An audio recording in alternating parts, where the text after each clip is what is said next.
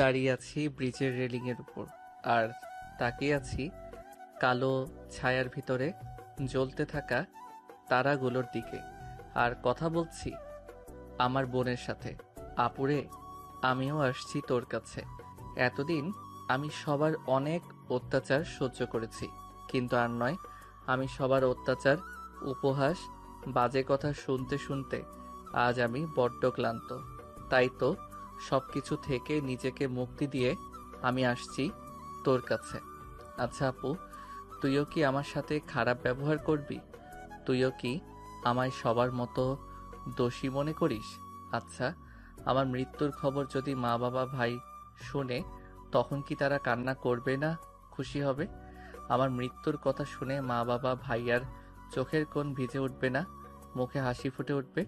হয়তো কখনো বলবে না আমাদের একা করে কেন চলে গেলি। তবে আমার ভাবি আমার জন্য অনেক কান্না করবে, আমি নিশ্চিত আপু। আপু, আমি আসছি। রাহুল কথাগুলো বলে ঝাঁপ দিল নদীতে আর ডুবে যেতে লাগলো নদীর অতল গভীরে। চলুন আপনাদের বলে আসি রাহুল কেন এমন একটা রাস্তা বেছে নিল 5 বছর আগে। বাবা, তোমায় কিছু কথা বলার ছিল আমার, কিন্তু বাবা আমার কথার কোনো উত্তর না দিয়ে চলে গেল। আমি কোনো উপায় না পেয়ে মায়ের সামনে গিয়ে বললাম, মা, কিছু কথা বলার ছিল তোমায়। মা, আমার কিছু টাকার দরকার ছিল। কলেজের ফি আর একটা সোয়েটার কিনতে হবে, খুব ঠান্ডা পড়েছে তো। তোর এসব ঢঙের কথা শোনার মতন আমার টাইম নাই। হাসছে কলেজের টাকা নেওয়ার জন্য, পড়ালেখার বেলায় অষ্টরম্ভা আর টাকা লাগে। মা, সামনে ফাইনাল পরীক্ষা, তাই দিতে হবে। আমার কাছে টাকা নেই, যা তো আমার সামনে থেকে। নিতুকে নিয়ে স্কুলে যেতে হবে। আমি নিতুকে নিয়ে যাই মা। দরকার নেই, তোর মতন পরামুখী ছেলে। শর্ত আমার সামনে থেকে। নিতু চলো। ছোট্ট নিতু রাহুলের দিকে তাকিয়ে থেকে মায়ের সাথে হাঁটা দিল।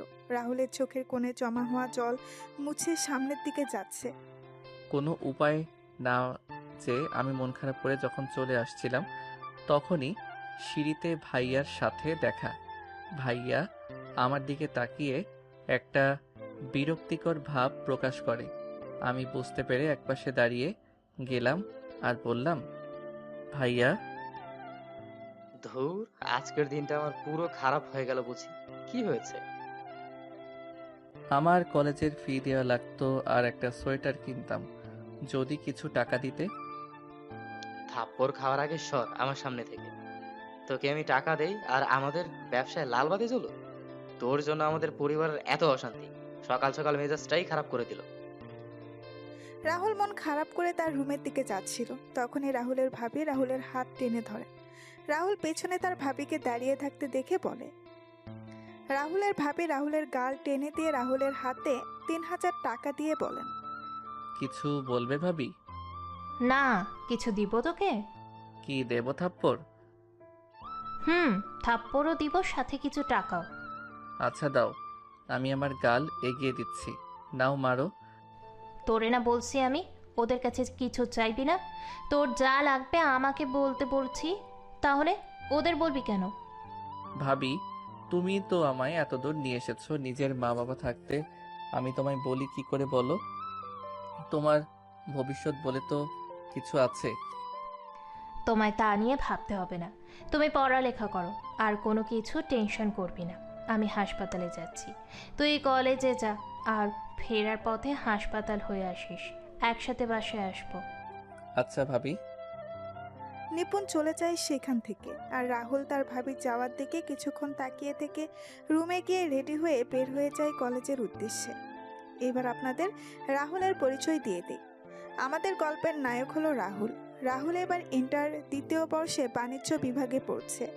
রাহুলের বাবা রহিম চৌধুরী একজন বিজনেসম্যান, আর মা নীলা চৌধুরী গৃহিণী। রাহুলের বড় ভাই আরিফ তার বাবার সাথে বিজনেসের দেখাশোনা করে, আর ভাবি নিপুণ একজন ডাক্তার। রাহুলের ছোট্ট একটা বোন আছে নিতু। নিতু এবার 8ম শ্রেণীতে পড়ে। রাহুলের পরিবারের কেউ রাহুলকে দেখতে পারে না, শুধু ভাবি আর নিতু ছাড়া। রাহুলকে অবহেলা করার একটা কারণ আছে, সেটা গল্পের সাথে থাকলেই জানতে পারবেন। কলেজে প্রবেশ করতেই সবাই আমার দিকে তাকিয়ে আমায় বিভিন্ন কথা বলতো। সবাই আমায় আটকালো, সবাই আমায় আটকড়ো অপয়া বলে ডাকতো। সবার কথা সহ্য করতে করতে এগুলো এখন আমার গায়ে সয়ে গেছে। আমি যখন ক্লাসে প্রবেশ করি তখন ক্লাসের বাকি সবাই বলে ওঠে, এই দেখে অপয়া আট করে এসেছে, ওর দিকে তাকাস না, তাহলে নিজের ক্ষতি হবে। রাহুল কথাগুলো শুনে সবার দিকে একবার তাকিয়ে পেছনে তার জন্য নির্ধারিত একটা বেঞ্চে গিয়ে বসে পড়ে। এই বেঞ্চে রাহুল ছাড়া আর কেউ বসে না। কিছু সময় পর স্যার এসে ক্লাস নেওয়া শুরু করেন। রাহুল ক্লাসগুলো শেষ করে কলেজে প্রয়োজনীয় টাকা জমা দিয়ে নিপুণের হাসপাতালে চলে যায়। রাহুলকে দেখে নিপুণ বল, এসে গেছিস? হুম। আচ্ছা, 15 মিনিট বস এখানে, আমি একটা রাউন্ড যাচ্ছি, রাউন্ড শেষ করেই বের হব। আচ্ছা। রাহুল বসে রইল আর নিপুণ চলে গেল রাউন্ডে। রাহুলের রুমে বসে থাকতে ভালো লাগছিল না। তখন রাহুল রুম থেকে বের হয়ে হাঁটছিল। তখনই রাহুল শুনতে পায় একজন লোক ডাক্তারের সাথে কথা বলছে কিছু নিয়ে। রাহুল একটু সামনে এগিয়ে গিয়ে শুনতে পায় একজন লোক বলছে সে এত তাড়াতাড়ি বি পজিটিভ রক্ত কোথায় পাবে। ডাক্তারের পায়ে ধরে বলছে রক্তের ব্যবস্থা করতে, কিন্তু ডাক্তার বারবার বলছে তাদের ব্লাড ব্যাংক নেই। রাহুল পাশে দাঁড়িয়ে দেখতে পেল একটা ছোট্ট ছেলে দাঁড়িয়ে আছে। তখন রাহুল সামনে গিয়ে, আচ্ছা, আমি রক্ত দিতে রাজি আছি। আর ডাক্তার, আমার রক্তের গ্রুপ বি পজিটিভ। রাহুলের কথা শুনে ডাক্তার রাহুলকে নিয়ে গেলেন। যাওয়ার আগে রাহুল ওই লোকের কাঁধে হাত দিয়ে বলে যায় চিন্তা না করার জন্য। 30 মিনিট পর রাহুল রক্ত দিয়ে যখন বের হয়ে আসে তখন রাহুল দেখতে পায় ওই লোকটা আর ছেলেটা একটা লাশকে জড়িয়ে ধরে কান্না করছে। রাহুল বাসার নার্সকে জিজ্ঞাসা করে জানতে পারে কিছুক্ষণ আগে হঠাৎ করে ওই মহিলার খিঁচুনি উঠে, আর তারপরে সে এই ত্রিভুবন ত্যাগ করে পরভুবনে পাড়ি দিয়েছে। রাহুল কথাগুলো শুনে সেখানেই দাঁড়িয়ে পড়ে। রাহুল তাকিয়ে আছে ছোট্ট সেই ছেলেটার দিকে। তখন তার ভাই আর মা বাবা বলার কথাগুলো মনে পড়ে যায়। রাহুল সেখান থেকে বের হয়ে রাস্তা দিয়ে হাঁটছে আর চোখে জমা হওয়া জলগুলো মুছে সামনের দিকে এগিয়ে চলছে। এইদিকে নিপুণ রুমে এসে দেখতে পাই রাহুল রুমে নেই। তখন নার্সকে রাহুলের কথা বললেই বলে রাহুল 5 মিনিট আগে বের হয়ে গেছে। নিপুণও বের হয়ে যায় গাড়ি নিয়ে। কিছু দূর আসার পর দেখতে পাই রাহুল একটা গাছের নিচে বসে আছে। নিপুণ গাড়ি থেকে বের হয়ে রাহুল কাছে গিয়ে বলে, কি রে, তোর কি হয়েছে? এ কি, তুই কান্না করছিস কেন? কি হলো বল, হাসপাতালে কেউ কি কিছু বলেছে? কি রে, বলবি তো? জানো ভাবি, মা বাবা আর ভাইয়া ঠিক বলে আমি সত্যি অপয়া মুখ পোড়া ছেলে। আমার স্পর্শ ভালো না। কেন, কি হয়েছে? ভাবি আজকে হাসপাতালে, না ভাবি উনি ভালো ছিলেন সম্পূর্ণ, কিন্তু আমি রক্ত দিয়ে বের হয়ে দেখতে পাই ওই বাচ্চা ছেলেটার জন্য আমার কষ্ট হচ্ছে। আমার জন্য ছেলেটা তার মাকে হারিয়েছে। আমি একটা ছেলের থেকে তার মাকে কেড়ে নিয়েছি। তুই কান্না করছিস কেন? এতে তোর কি দোষ বল? ওনার আয়ু হয়তো ফুরিয়ে এসেছে, তাই উনি মারা গেছেন। রাহুল, এগুলো ভুল ধারণা তোর। চল, আর কান্না করতে হবে না। একটা কথা মনে রাখবি, সৃষ্টিকর্তা যাকে এই পৃথিবীতে যত দিনের আয়ু দিয়ে পাঠিয়েছেন সে ততদিনই এই পৃথিবীতে বেঁচে থাকবে, আর তারপর এই পৃথিবীর মায়া ত্যাগ করে পরপারে যেতে হবে। চল আমার সাথে। কোথায় যাবে? গেলেই দেখতে পাবি। রাহুলকে নিয়ে নিপুণ একটা কাপড়ের শোরুমে নিয়ে গেল। তারপর রাহুলের জন্য কিছু শীতের কাপড় কিনে নিয়ে বাসার দিকে পথ চলা শুরু করলো। রাহুল নিপুণকে এসব করার জন্য মানা করেছিল, কারণ বাসায় যখন সবাই জানতে পারবে নিপুণ এসব রাহুলকে কিনে দিয়েছে তখন সবাই নিপুণকে কথা শোনাবে। নিপুণ রাহুলের কোনো কথা শোনেনি। কিছু সময় পর রাহুল আর নিপুণ বাসায় চলে আসে। রাহুল আর নিপুণ বাসায় ঢুকে দেখতে পায় রাহুলের মা আর নিতু রাহুলের বাবা বসে আছেন ড্রয়িং রুমে। রাহুলের হাতে ব্যাগ দেখে নিতু দৌড়ে আসে আর ব্যাগগুলো নিয়ে দেখতে লাগলো। নিতু সব কিছু দেখে বলে, ভাইয়া, আমার জন্য কিছু নিয়ে আসুনি? এনেছি, এই নে চকলেটগুলো। আমার লক্ষ্মী ভাইয়া। তুই টাকা পেলি কোথায়? বুঝো না কোথায় পাবে? নিশ্চয় নিপুণের থেকে নিয়েছে। মা বাবা, রাহুল আমার কাছ থেকে টাকা চেয়ে নেয়নি, আমি রাহুলকে দিয়েছি। সে তো নিতে চায়নি, কিন্তু আমি জোর করে দিয়েছি। আর রাহুল, এখানে দাঁড়িয়ে আছিস কেন? রুমে যা তোর, আমি খাবার নিয়ে আসছি। মায়ের চেয়ে মাসির দরদ বেশি। হ্যাঁ মা, মা যদি নিজের ছেলেকে সহ্য করতে পারে না, তাহলে মাসির তো দরদ তো বেশি হবে। রাহুল চলে যায় তার রুমে আর নিপুণ চলে যায় তার রুমে। কিছুক্ষণ পর রাহুলের বাবার ফোন বেজে ওঠে। রাহুলের বাবা ফোন রিসিভ করে দাঁড়িয়ে যান আর বলেন, কি, কবে আসছে তোর মেয়ে? ওপাশ থেকে কি বলছে শোনা যাচ্ছে না। রাহুলের বাবা ফোন রেখে রাহুলের মাকে বলেন, জাহিদ কল দিয়েছিল এখন। কি বললেন জাহিদ ভাই? তার মেয়েকে নিয়ে আমাদের এখানে বেড়াতে আসছে কিছুদিনের জন্য। তাহলে তো ভালোই, আসুক না। কালকে এয়ারপোর্ট থেকে নিয়ে আসতে হবে। কালকে রাশিয়ান কোম্পানির লুকোইল এর সাথে আমাদের মিটিংয়ের প্রজেক্টটা যদি পেয়ে যায়, তাহলে আমরা দেশের 1 নম্বর কোম্পানিতে পরিণত হব। আমি আর আরিফের জন্য কালকের সকালে বের হয়ে যাব, আর ড্রাইভার ও আমাদের সাথে থাকবে। তাহলে দিয়াকে কে নিয়ে আসবে? বাসায় তো একজন আছে, সে না হয় নিয়ে আসবে। কিন্তু যদি কিছু হবে না। পরের দিন সকালে রাহুল তার রুমে পড়ছিল, তখনই নিপুণ রাহুলের রুমে খাবার নিয়ে আসে। রাহুল খাবার খাচ্ছিল, তখন রাহুলের বাবা আর ভাই রাহুলের রুমে আসে আর বলে যায় এয়ারপোর্ট থেকে দিয়াকে নিয়ে আসতে। রাহুল কোনো কথা না বলে হ্যাঁ বোধক মাথা নাড়ালো। সবাই চলে গেল। রাহুল আবার পড়তে শুরু করে। তখন রাহুলের ফোন বেজে ওঠে। রাহুল ফোন রিসিভ করে হ্যালো বলতেই ওপাশ থেকে বলে, কি রে, কেমন আছিস? কে বলছেন? আরে আমায় ভুলে গেলি মনু? রবিন। কি খবর তোর? এই তো ভালো আছি, তুই কেমন আছিস? বিন্দাস আছি রে। অনেকদিন পরে কথা হলো তোর সাথে। 5 বছর পর কি করছিস এখন তুই? ইন্টার দ্বিতীয় বর্ষে পড়ছি, তুই?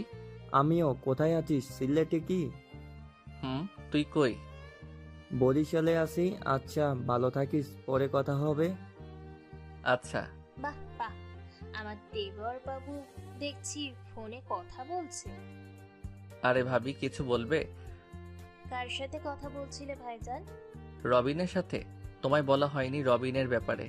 5 বছর আগে রবিন তার বাবার ট্রান্সফারের কারণে পরিবারের সাথে বরিশালে চলে যায়।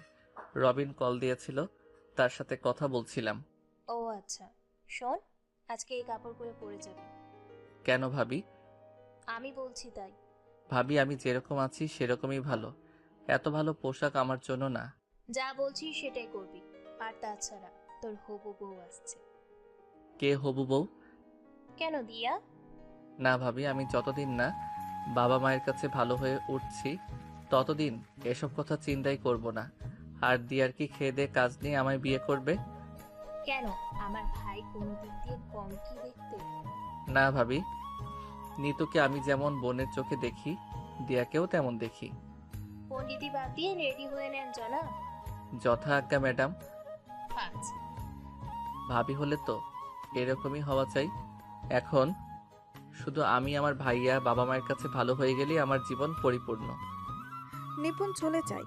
রাহুল রেডি হয়ে নিচে আসতেই রাহুলের মায়ের সাথে দেখা হয়। তখন রাহুলের মা বলেন, এরকম সেজেগুজে কার যে বুক খালি করতে যাচ্ছে কে জানে। মা, তুমি একটু বেশি কথা বলো। একদিন দেখবে তোমার বেশি কথা বলার জন্য কিছু একটা হবে। মা, চাবিটা। ভাইয়া, এনে চাবিটা। রাহুল চাবি নিয়ে সেখান থেকে এয়ারপোর্টে চলে যায় আর গাড়ির সাথে হেলান দিয়ে অপেক্ষা করতে লাগে। কিছুক্ষণ পর একটা মেয়ে এসে রাহুলকে জড়িয়ে ধরে। রাহুল তো মেয়েটার জড়িয়ে ধরা দেখে বেশ অবাক হলো। রাহুল কোনো কথা বলছে না, পুতুলের মতো তাকিয়ে আছে। রাহুলকে ছেড়ে দিয়ে মেয়েটা বলে, বাহ, আগে থেকে তো বেশ হ্যান্ডসাম হয়ে গেছো। নতুন লুক, নতুন স্টাইল। কে আপনি? আমায় জড়িয়ে ধরলেন যে? আরে, আমায় চিনতে পারোনি? আমি দিয়া। কি? হ্যাঁ, চিনতে পারোনি? ও আচ্ছা, আপনি গাড়িতে বসুন, ব্যাগগুলো দিয়ে আমি গাড়িতে তুলে দিচ্ছি। রাহুল ব্যাগগুলো ঢিকিতে রেখে এসে সামনের সিটে বসে দেখতে পায় দিয়া ও সামনের সিটে বসেছে। রাহুল কিছু না বলে গাড়ি স্টার্ট দিল। তখন দিয়া বলে, কি করছো এখন তুমি? গাড়ি চালাচ্ছি। আরে বলছি, পড়াশোনা কি করছো? এইচএসসি পরীক্ষার্থী আমি। আমিও তো। পরীক্ষার 1 মাস পরে তাহলে তুমি এখানে? আমি পরীক্ষা দিতেই সিলেটে আসছি। বুঝলাম না কিছুই। আমি সিলেটের এবিএস সরকারি কলেজে ভর্তি হয়েছি, কিন্তু ক্লাস করতাম ঢাকায়। পরীক্ষা দেওয়ার জন্য এখন আমি সিলেটে। ও আচ্ছা। তা তোমার গার্লফ্রেন্ডের কি খবর? ওই রকম প্যারা আমার নাই। আর তাছাড়া বাদ দিন। আচ্ছা, তুমি সেই কবে থেকে আমায় আপনি আপনি করেই বলছো কেন? আমরা তো সমবয়সী। মেয়েদের সাথে আপনি করে কথা বলতে আমি পছন্দ করি। বাপ্পা, তা তোমার বউকে আপনি করে বলবে নাকি? বললেও বলতে পারি। কিন্তু আমি মানবো না তো। মানে কি বলছেন আপনি? বলছি তুমি আমায় আপনি করে বলতে পারবে না। নামুন গাড়ি থেকে। গাড়ি থেকে নামবো মানে? বাসায় চলে এসেছি তাই বলছি নামতে। ও আচ্ছা। দিয়া গাড়ি থেকে নেমে বাসার ভেতর চলে যায়। রাহুল গাড়ি থেকে বাসার কাজের লোককে ব্যাগগুলো নিয়ে যেতে বলে। গাড়ি পার্ক করে ভেতরে গিয়ে তার মায়ের সামনে চাবি রেখে চলে যায় তার রুমে। দুপুরবেলা সবাই যখন খাবার খাচ্ছিল, তখন রাহুল তার খাবার নিয়ে চলে যাচ্ছিল, তখন দিয়া বলে, রাহুল, কি ব্যাপার? তুমি এখানে আমাদের সাথে বসে খাবার খাচ্ছ না কেন? আমি টিভির সামনে বসে খাবার খাই। ভাইয়া আমিও তোমার সাথে বসে খাবো। আচ্ছা আয়। কোনো দরকার নেই, এমনি আমার সব কিছু হারিয়েছি, তোর জন্য এখন আমার মেয়েকে হারাতে পারবো না। মা, খাবার ঠান্ডা হয়ে যাচ্ছে, খেয়ে নিন। রাহুল, যা ভাই, তুই টিভি দেখে খাবার খেয়ে নে। নিতু, তোরে যদি ওর সাথে আবার কথা বলতে দেখি তাহলে কিন্তু খুব খারাপ হয়ে যাবে। আমার ভয় হয় তোকেও না কবে হারিয়ে ফেলি। আন্টি, এমন করে বলছো কেন? নিতু তো রাহুলের বোন। তো রাহুলের সাথে কথা বলবে না তো কার সাথে কথা বলবে? দিয়া খাবার খেয়ে নাও, পরে না হয় কথা বলা যাবে। রাহুল, তোর কিছু লাগবে? না ভাবি। রাহুল খাওয়া দাওয়া শেষ করে তার রুমে গিয়ে ঘুমিয়ে যায়। বিকেলে রাহুলের ফোনের শব্দে ঘুম ভেঙে যায়। রাহুল ফোন হাতে নিয়ে দেখতে পায় unknown number. Rahul call receive করতেই উপাস থেকে বলে ওঠে, কি জনাবের ঘুম হয়েছে কি? কে বলছেন আপনি? তোমার বউ বলছি। কি বললেন আপনি? বউ বলেছি, বউ। ফোন রাখলাম আমি। যত সব ফালতু।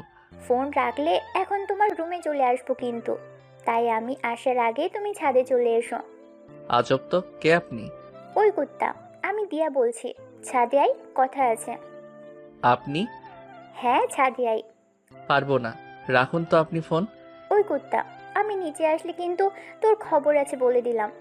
দিয়া কথাগুলো বলে ফোন কেটে দেয়। রাহুলও বিছানায় পড়েছিল। তখন রাহুল মনে মনে বলে, কি মেয়ে রে বাবা, এ তো দেখছি মারাত্মক ডেঞ্জারাস মেয়ে। কি করব এখন? না, একবার যে দেখে আসি কি জন্য ডেকেছে। রাহুল রুম থেকে বের হয়ে ছাদে গিয়ে দেখতে পায় দিয়া ছাদে পায়চারি করছে। দিয়া রাহুলকে দেখতে পেয়ে বলে, যাক, বাধ্য ছেলের মতো চলে এসেছিস দেখছি। বলুন কি বলবেন? আমায় এখানে আপনার সাথে কথা বলতে দেখলে মা বাবা আমায় বকাঝকা করবে। তারা আসার আগে বলুন কি জন্য ডেকেছেন। প্রেম করার জন্য ডেকেছি জানাব। এই কি বললেন আপনি? কিছু বলি নাই তো। হ্যাঁ বলুন। বাইরে যাব, চল ঘুরে আসি। না, আমি যাব না। চিন্তা নেই, আমি আন্টি থেকে পারমিশন নিয়ে এসেছি। মা বলেছে যাওয়ার জন্য? হ্যাঁ আন্টি বলেছে, সাথে ভাবিও বলেছে। চলুন। কলেজে গিয়ে ক্লাস করা, বাসায় এসে মা ভাইয়ের মুখে কটু কথা শোনা, ভাবে স্নেহ ভালোবাসা আর দিয়ার সাথে পড়াশোনা করা, সবকিছু মিলিয়ে রাহুলের দিনগুলো ভালোই চলছিল। এভাবেই কিছুদিন চলে যায়। রাহুল আর দিয়ার পরীক্ষার দিন চলে আসে। রাহুল তার বাবা মায়ের কাছে গিয়ে পায়ে স্পর্শ করতে গেলেই তার মা বাবা সরে যায় সেখান থেকে। রাহুল তার ভাইয়ের দিকে এগিয়ে যেতেই তার ভাইয়া চলে যায়। রাহুল উপরের দিকে তাকিয়ে একটা হাসি হেসে ভাবির কাছে গিয়ে ভাবির পায়ে স্পর্শ করতে গেলেই ভাবি রাহুলকে থামিয়ে দিয়ে বলেন, আমি আশীর্বাদ করি ভাই, তোর পরীক্ষা যেন ভালো হয় এবং তুই যে মানুষের মতো মানুষ হতে পারিস। পহরামুখ ছেলে আবার মানুষ হবে? বৌমা, এসব কথা অপয়া ছেলেদের জন্য না, এগুলো যোগ্য মানুষকে বলতে হয়। মা, নিপুণ যখন কিছু বলতে যাবে তখন দিয়া নিচে এসে রাহুলের মা আর বাবার পা স্পর্শ করে বলে, আঙ্কেল আন্টি, আমায় তোমরা আশীর্বাদ করো, আমি যেন ভালো করে পরীক্ষা দিতে পারি। চিন্তা করিস না মা, তোর পরীক্ষা ভালো হবে। তোর পরীক্ষা নিশ্চয়ই ভালো হবে। অপয়া পরামুখদের পরীক্ষা কখনো ভালো হবে না। রাহুল তার মা আর বাবার কথা শুনে চোখের কোণে জল এসে জমা হয়। রাহুল চোখে জল মুছে বাহিরে চলে যায়। কিছুক্ষণ পর দিয়া বাহিরে চলে আসে। তারপর রাহুল একটা সিএনজি নিয়ে চলে যায় কলেজে। এভাবেই শেষ হয়ে যায় এক এক করে সকল পরীক্ষা। রাহুল পরীক্ষার হল থেকে বের হয়ে বসেছিল, তখন দিয়া এসে রাহুলকে বলে, রাহুল, আজকে বিকেলে ছাদে আসিস তো, কেন? দরকার আছে, তাই আসতে বলেছি তোকে। আচ্ছা, বাসায় চলেন এখন। রাহুল আর দিয়া বাসায় চলে আসে। বিকেলবেলা রাহুল ঘুমিয়েছিল, তখনই রাহুলের ফোন বেজে ওঠে। রাহুল ফোনের স্ক্রিনে তাকিয়ে দেখতে পায় দিয়ার নাম্বার। তখন রাহুলের মনে পড়ে দিয়া বলেছিল সাথে যাওয়ার জন্য। রাহুল ফোন রিসিভ করে বলে ওঠে, হ্যালো। ওই হাতারাম, গরু কুত্তার শুয়োর, কি বলছিলাম মনে নেই তোর? এই তো আমি আসছি, 1 মিনিট। রুম থেকে বের হতেই সামনে ভাবিকে দেখতে পেলাম। তখন ভাবি বলে, কুত্তা হাঁদারাম কোথায় যাচ্ছ? ছাদে নাকি? ওয়েট ওয়েট, তুমি জানলে কি করে? আমি একা না, পাশের ছাদে থাকা সবাই শুনেছে। বেশি বকবক না করে এখন উপরে যাও, তা না হলে আরো কি কি বলবে। যাচ্ছি। By the way, best of luck. কিন্তু কেন ভাবি? সেটা না হয় ছাদে গেলেই জানতে পারবি। রাহুল মাথা চুলকাতে চুলকাতে ছাদে চলে যায়। রাহুল ছাদে গিয়ে দেখতে পায় দিয়া রাগী চোখে ছাদের দরজার দিকে তাকিয়ে আছে। রাহুল দিয়ার এমন রাগী চেহারার দিকে তাকিয়ে ভয়ে ভয়ে দিয়ার সামনে যায়। দিয়া রাহুলকে দেখতে পেয়ে বলে ওঠে, চোখ বন্ধ কর। কেন? চোখ বন্ধ করতে বলছি না? উফ, এত কথা বলিস কেন? আচ্ছা, করলাম। দিয়ার রাহুল কথা শুনে চোখ বন্ধ করে দাঁড়ায়। তখন দিয়া তার পেছন থেকে ফুল বের করে রাহুলকে চোখ খুলতে বলে। দিয়া বলা শুরু করে, আমি তোমার সঙ্গে তোমার জগতে চিরকালের জন্য থেকে যেতে চাই। আমার দুনিয়ায় শুধুমাত্র তোমারই অস্তিত্ব রয়েছে। তোমার মুখে হাসি ফোটানোর জন্য সমস্ত কিছু করতে রাজি আছি আমি। এই খোলা আকাশ, এই দিনের আলোয় আলোকিত সকলের সামনে বলতে আমার লজ্জা করছে না যে আমি তোমার ভালোবাসার জন্য উন্মাদ। I love you Rahul. দিয়া চোখ বন্ধ করে এক নিঃশ্বাসে কথাগুলো বলে রাহুলের কোনো রেসপন্স না পেয়ে অল্প কিছু সময় ধীরে ধীরে চোখ খুলে সামনের দিকে তাকায়। তখন দিয়া দেখতে পায় রাহুল সেখান থেকে সরে গিয়ে ছাদের এক পাশে দাঁড়িয়ে আছে। দিয়া সেখান থেকে উঠে রাহুলের পাশে গিয়ে বলে, কি হলো, তুমি ওখান থেকে এখানে চলে এলে যে? কোনো উত্তর দিলে না যে? দেখুন, আপনি ভুল করছেন। আপনি মনে মনে যা চিন্তা করেছেন সেটা কোনোদিনও সম্ভব না। মানে রাহুল, কি বলছো তুমি? হ্যাঁ, আমি ঠিকই বলছি। আপনার মাথায় যা ঘুরছে সেটা মাথা থেকে ঝেড়ে ফেলে দিন, এতেই ভালো হবে। রাহুল, আমি তোমায় সত্যি ভালোবাসি, তুমি কেন বুঝতে পারছো না? আমি বুঝতেও চাই না কখনো। দেখুন, আমি আমার পরিবারের কাছে একজন খারাপ ছেলে, একজন খুনি, একজন অপয়া। আমি আমার মা বাবার কাছেই খারাপ হয়ে গেছি। এখন নিজেকে তাদের কাছে যোগ্য হওয়ার চেষ্টা করছি। আমি আমার মা বাবার কষ্ট পাবে এমন কোনো কাজ করব না। রাহুল, তুমি নিজেই তো বলেছো তোমার মা বাবা তোমায় দেখতে পারে না, তাহলে তুমি কেন তাদের নিয়ে ভাবছো? আমি ভাবছি কারণ তারা আমার মা বাবা। এমন মা বাবা থাকার চেয়ে না থাকাই ভালো।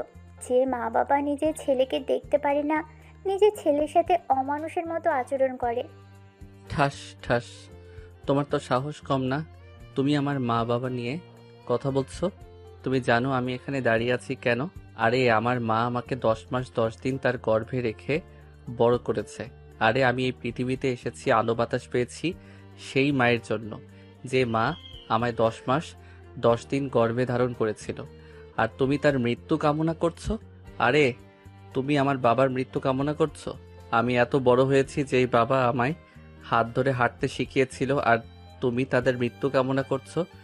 এখন হয়তো তারা কোনো ভুলে জর্জরিত, তাই আমার সাথে খারাপ ব্যবহার করছে। যে সময় বাবা মায়ের ভুল ভেঙে যাবে তখন ঠিকই আমায় বুকে টেনে নিবে, এটা আমার বিশ্বাস। আমি জানি সৃষ্টিকর্তা কাউকে নিরাশ করেন, আমাকেও করবেন না। তুমি আমার বাবার বন্ধুর মেয়ে, তুমি আমাদের অতিথি।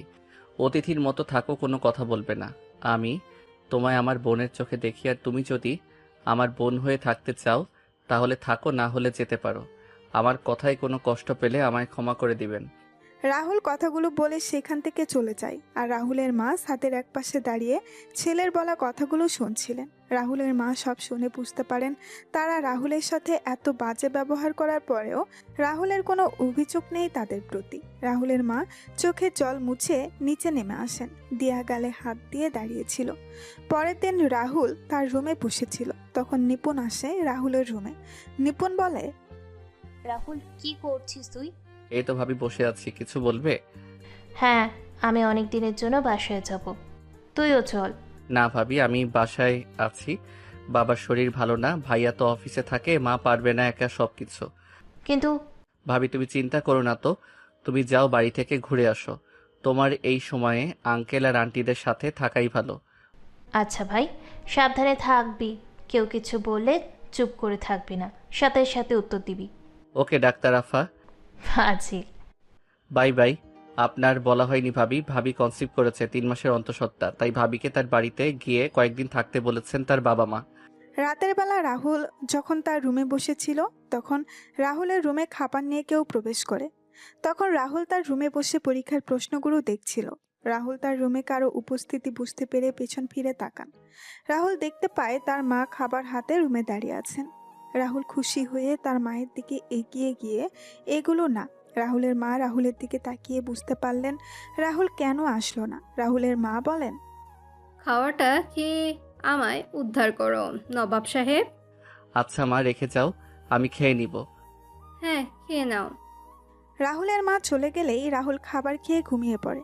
কয়েকদিন ধরে রাহুল একটা জিনিস লক্ষ্য করলো, রাহুলের মা রাহুলের সাথে আগের মতো খারাপ ব্যবহার করে না, আর নিতুকে রাহুলের সাথে কথা বলতে দেখেও কিছু বলে না। রাহুলও মনে মনে অনেক খুশি ছিল যে তার মা তার সাথে ভালো ব্যবহার করছে।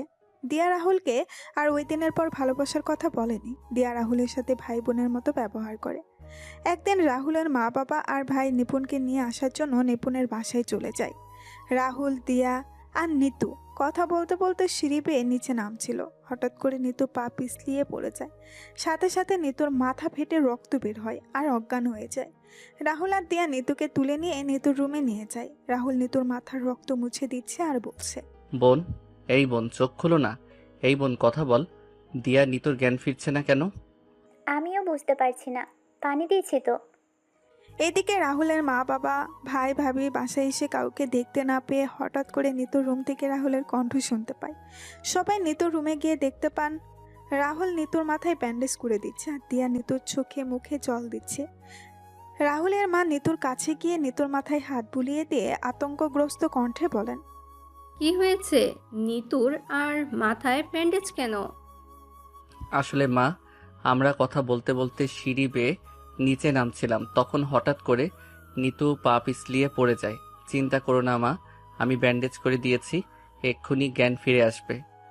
কি গো, ডাক্তারকে কল দিয়েছিলে? হ্যাঁ, ডক্টর বলেছে আসতে। নিতু, নিতু, মা কথা বল। আমি যে কেন তোকে বাসায় একা রেখে গেলাম, আমি তো ভুলে গিয়েছিলাম একটা অপয়া অলক্ষণের ছেলে রয়েছে এ বাড়িতে। আসলে মা, ঠাস, আর কয়জন খাবি তুই রাক্ষস? তোর জন্য আমাদের হাসি খুশি পরিবারটা ধ্বংস হয়ে যাচ্ছে। আজকে তোকে তো আমি মেরেই ফেলবো। আরিফ কথাগুলো বলে রাহুলকে মারতে লাগলো আর রাহুল বলছে, ভাই আমার কথাটা শোনো, আমি কিছু করিনি। আহ মা, ভাইয়া। রাহুল চিৎকার করছে কিন্তু আরিফ রাহুলকে মেরেই যাচ্ছে। নিপুণ সব কিছু দেখছিল। তখন নিপুণ আরিফকে ধাক্কা দিয়ে সরিয়ে বলে ওঠে, রাহুলকে কেন মারছো একা? দিয়াও তো সাথে ছিল তাহলে। কি বলছো কি বৌমা? নিপুণ, মাথা ঠিক আছে তোমার? আমার মাথা ঠিক আছে, কিন্তু তোমাদের মাথা ঠিক নেই। রাহুল আর দিয়া তো বাসায় ছিল, আর ওরা তো বলেছিল কথা বলতে বলতে নিচে নামছিল। তাহলে রাহুলের দোষ কোথায় এখানে? আর এখানে যদি রাহুলের দোষ থাকে তাহলে দিয়ারও দোষ থাকার কথা। আরিফ, শান্ত হয়ে সরে আয় তুই। এই তো ডক্টর এসেছে। তারপর ডাক্তার এসে নিতুকে দেখে একটা ইঞ্জেকশন দিয়ে কিছু মেডিসিন দিয়ে চলে যায় আর বলে যায় কিছু সময় পর নিতুর জ্ঞান ফিরে আসবে। ডাক্তার চলে যায় আর নিপুণ রাহুলকে নিয়ে সেখান থেকে চলে যায়। আচ্ছা, কি হয়েছিল বলো তো আমায় রাহুল? আমরা কথা বলতে বলতে আসছিলাম, আমি পিছনে আর দিয়া নিতু সামনে। হঠাৎ করে দিয়া চিৎকার দিল আর আমি সামনে তাকিয়ে দেখতে পেলাম নিতু সিঁড়ি থেকে গড়িয়ে পড়ছে। বুঝতে পারছি। আচ্ছা, রুমে গিয়ে রেস্ট নে, আর একটা ব্যথার মেডিসিন খেয়ে নিস। আচ্ছা ভাবি। রাতের বেলা নিতুর জ্ঞান ফেরে। সবাই নিতুর সাথে কথা বলছিল আর রাহুল আড়াল থেকে দাঁড়িয়ে নিতুকে দেখছিল। সবাই রুম থেকে বের হয়ে যাওয়ার পর রাহুল গিয়ে নিতুর পাশে বসে আর বলে, কেমন লাগছে এখন তোর নিতু? ভালো ভাইয়া। বেশি ব্যথা করছে কি? অল্প একটু করছে ভাইয়া। আচ্ছা ভাইয়া, সবাই তোকে বকাবকি করছে তাই না? কই না তো। আচ্ছা তুই রেস্ট নে, আমি গেলাম। আচ্ছা ভাইয়া। রাহুল নিতুর রুম থেকে বের হয়ে আসে। দিনে দিনে কিছুদিন চলে যায়। নিপুণের শরীরের অবস্থা ভালো না, তাই নিপুণের সাথে নিতুকে পাঠিয়ে দেওয়া হয় নিপুণের বাড়িতে। রাহুল তার রুমে বসে মোবাইলে গেম খেলছিল। তখনই দিয়া রাহুলের রুমে আসে আর বলে, কি করছিস তুই? গেম খেলছি। কোনটা খেলছিস? Call of duty. ও, ভালোই হলো। কেন? আমি ফোনের স্ক্রিনে তাকিয়ে বললাম, আমি গেম খেলার সময় ফোনের স্ক্রিন থেকে চোখ সরাই না। বুঝতে পারবি একটু পরে। কি বুঝবো? আজকে কি স্পেশাল কোনো কিছু আছে? অনেক স্পেশাল খাবার আছে। তাহলে তো ভালোই। কিছু সময় পর রাহুল তার রুমের মাটিতে রক্তাক্ত অবস্থায় পড়ে আছে আর সামনে দাঁড়িয়ে আছে রাহুলের মা, বাবা, বড় ভাই আর দিয়া। দিয়া রাহুলের পাশে দাঁড়িয়েছিল। তখন দিয়া রাহুলের কলার চেপে ধরে কানে কানে বলে, কি রে, কেমন লাগছে তোর এখন? বলেছিলাম না স্পেশাল খাবার আছে। এই দেখ, স্পেশাল খাবার দিয়ে দিলাম তোকে। তোকে নিজের বোন মনে করতাম আর তুই কি করলি এটা? আঙ্কেল, আন্টি, ভাইয়া, দেখছো রাহুল কি বলছে? আমি এখন এমুক নিয়ে কোথায় যাব? রাহুলের মা গিয়ে দিয়াকে বুকের সাথে জড়িয়ে ধরে শান্ত করতে লাগলেন আর রাহুল বলে, মা, বাবা, ভাইয়া, বিশ্বাস করো আমি ওর সাথে এমন কিছু করিনি। আমি তো দিয়াকে নিজের বোন মনে করি। তাহলে আমি এমনটা করতে যাব কেন? তোর মতন কুলাঙ্গার ছেলে জন্ম দেওয়া আমার সবচেয়ে বড় ভুল হচ্ছিল, যার মাসুল আমি তোর জন্মের পর থেকে পেয়ে আসছি আর পেয়েও যাব। মা। টসটাস, আর কোনো কথা বলবি না তুই। এখনই আমার বাসা থেকে বের হয়ে যা। তোর মতো ছেলে আমাদের কোনো দরকার নাই। আজকে থেকে আমি তোকে তেজ্য পুত্র করলাম। আজকের পর থেকে আমার একমাত্র ছেলে আরিফ। আরিফ ছাড়া আমার কোনো ছেলে নেই। বাবা, আমার একটা কথা তোমরা শোনো, তারপর না হয় আমায় যা বলার বলো। শুনতে পাসনি বাবা কি বললো?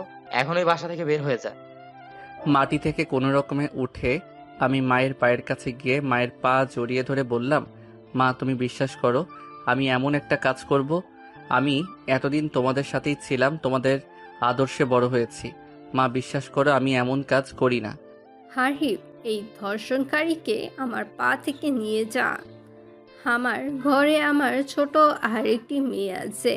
বলা তো যায় না এমন ধর্ষণকারী কখনো কি করতে পারে। মা একদিন ঠিকই বুঝবে, কিন্তু সেদিন আফসোস করবে তোমরা। কিন্তু তোমরা এটা মনে রেখো, তোমাদের উপর আমার কোনো অভিযোগ নেই। দিয়া, সৃষ্টিকর্তার নামে কেউ একজন উপরে আছেন। সবাইকে মিথ্যা বললেও তাকে কেউ মিথ্যা বলতে পারে না। যে যার যার পাপের শাস্তি এই পৃথিবীতে পাবে, এটাই কিন্তু বিধির বিধান। আরিফ, নিয়ে যায় এই কুলাঙ্গারকে। রাহুলের মায়ের কথা শুনে রাহুলের বড় ভাই রাহুলকে টেনে হিঁচড়ে বাসা থেকে বের করে গেটের বাইরে বের করে দিল। রাহুল তার ভাইয়ের পা জড়িয়ে ধরেছিল, কিন্তু আরিফ রাহুলকে লাথি দিয়ে ফেলে বলে, এই বাড়ির ধারের কাছেও যেন তোকে না দেখি। রাহুল মাথা নিচু করে কান্না করছে। রাহুলের হাত পা ফেটে মাথা থেকে রক্ত পড়ছে। রাহুল কি করবে বুঝতে পারছে না। কোনো উপায় না পেয়ে রাহুল একটা ব্রিজের সামনে এসে দাঁড়ায় আর আকাশের অন্ধকারাচ্ছন্ন তারাদের দিকে তাকিয়ে আছে। হায়রে জীবন, নিজের মা বাবাও আমায় বিশ্বাস করে না, নিজের বড় ভাইও আমায় দূরে ঠেলে দিল। আমাকে চলে যেতে হবে এই নিষ্ঠুরতম মানুষ ও পৃথিবী ছেড়ে, যেখানে এরকম কিছু থাকবে না। আমায় ছাড়া যদি সবাই ভালো থাকে তাহলে থাকুক না, আমি কেন তাদের অসুবিধার কারণ হব? 7 বছর পর এবার চলুন আমরা ঘুরে আসি রাহুলের বাড়ি থেকে। রাহুলের বাবা মা, নিতু, ভাই ভাবির সামনে কেউ একজন বসে আছে আর চারপাশে তাকাচ্ছেন। তখন লোকটা বলে, আচ্ছা, বাসার সবার সাথে কথা হইল, সবাই এখানেই আছো, কিন্তু রাহুল কই? রাহুলকে ডেকে আনো তোমরা। রাহুল সহ তোমাদের কিছু বলার আছে আমার, আর সবার জন্য সারপ্রাইজ আছে। মামা, ভাইয়া তো নেই, তাহলে ভাইয়া আসবে কি করে? নেই মানে?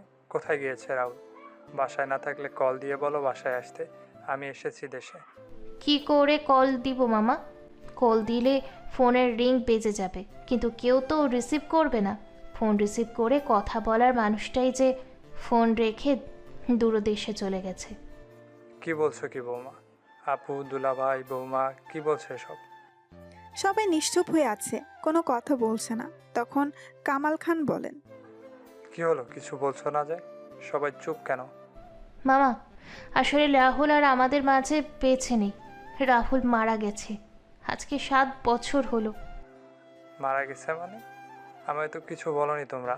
নিপুণ, কি হয়েছিল রাহুলের? আসলে মামা, আমি তখন আমার বাবার বাসায় ছিলাম, তারপর ফোন পেয়ে এখানে আসি। আর এখানে এসে জানতে পারি হঠাৎ একদিন পুলিশ একটি অর্ধগলিত লাশ নিয়ে বাড়িতে আসে আর বলে লাশের সাথে মানি ব্যাগ থেকে একটা আইডি কার্ড পেয়েছে, যার নাম রাহুল। একদিন দিয়ে ভালোই হয়েছে, রাহুল মারা গেছে, না হলে আরও কষ্ট পেয়ে মরতে হতো। ছেলেটা তার জীবনে যে অবহেলা পেয়েছে, বেঁচে থাকলে হয়তো আরও অবহেলা কষ্ট পেতে হতো। কষ্ট পেয়ে মরতে হলো মানে? মামা, বড় অপুর মৃত্যুর জন্য সবাই রাহুলকে অপমান করতো, মারধর করতো। আমার শ্বশুর শাশুড়ি তো তার ছেলেকে অপয়া, মুখ পোড়া, আরও কত কিছু বলে অপমান করতো। আর আমার স্বামী তো উঠতে বসতে রাহুলকে মারধর করতো। আমি এদের না দেখলে বিশ্বাস করতে পারতাম না একজন বাবা মা ভাই কতটা অমানুষ হতে পারে। নিপার মৃত্যু হয়েছে মানে? আপু, দুলাভাই, তোমরা নিপার লাশ পেয়েছো কি কখনো? মেয়ের লাশ পাবো কি করে বল? মেয়ের লাশটা যে নদীর স্রোতের সাথে ভেসে গেছে।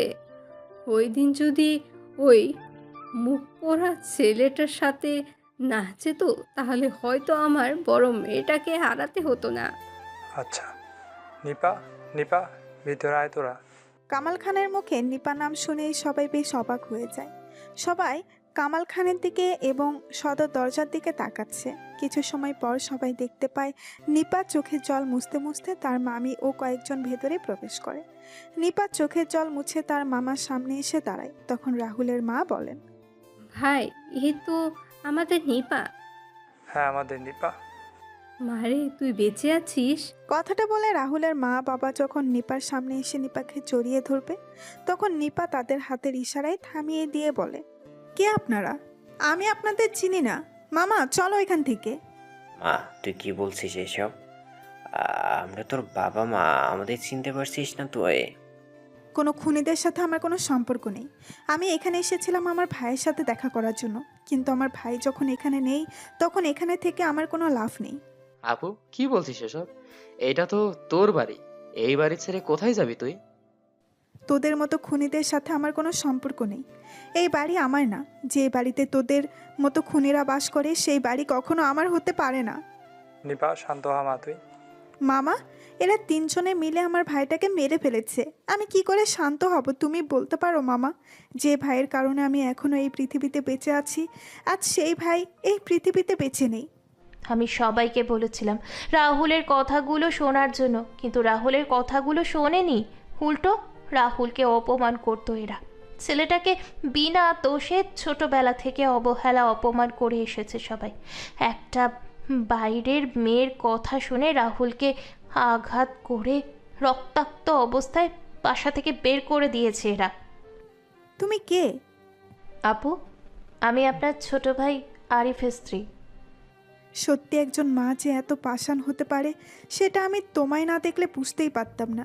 যে ছেলেটাকে 10 মাস 10 দিন নিজের শরীরে বহন করলাম, সেই ছেলের সাথে অমানুষের মতো ব্যবহার করলে তুমি।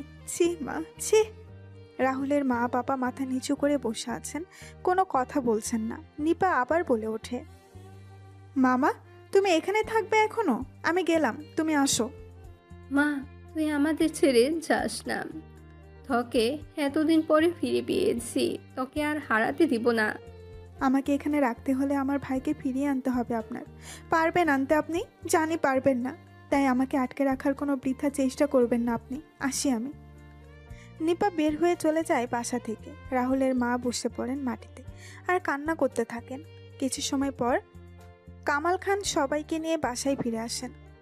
রাতের বেলা নিপা বেলকনিতে রাহুলের ছোট্টবেলার ছবির দিকে তাকিয়ে আছে আর বলছে, আমাকে একা করে চলে গেলি ভাই।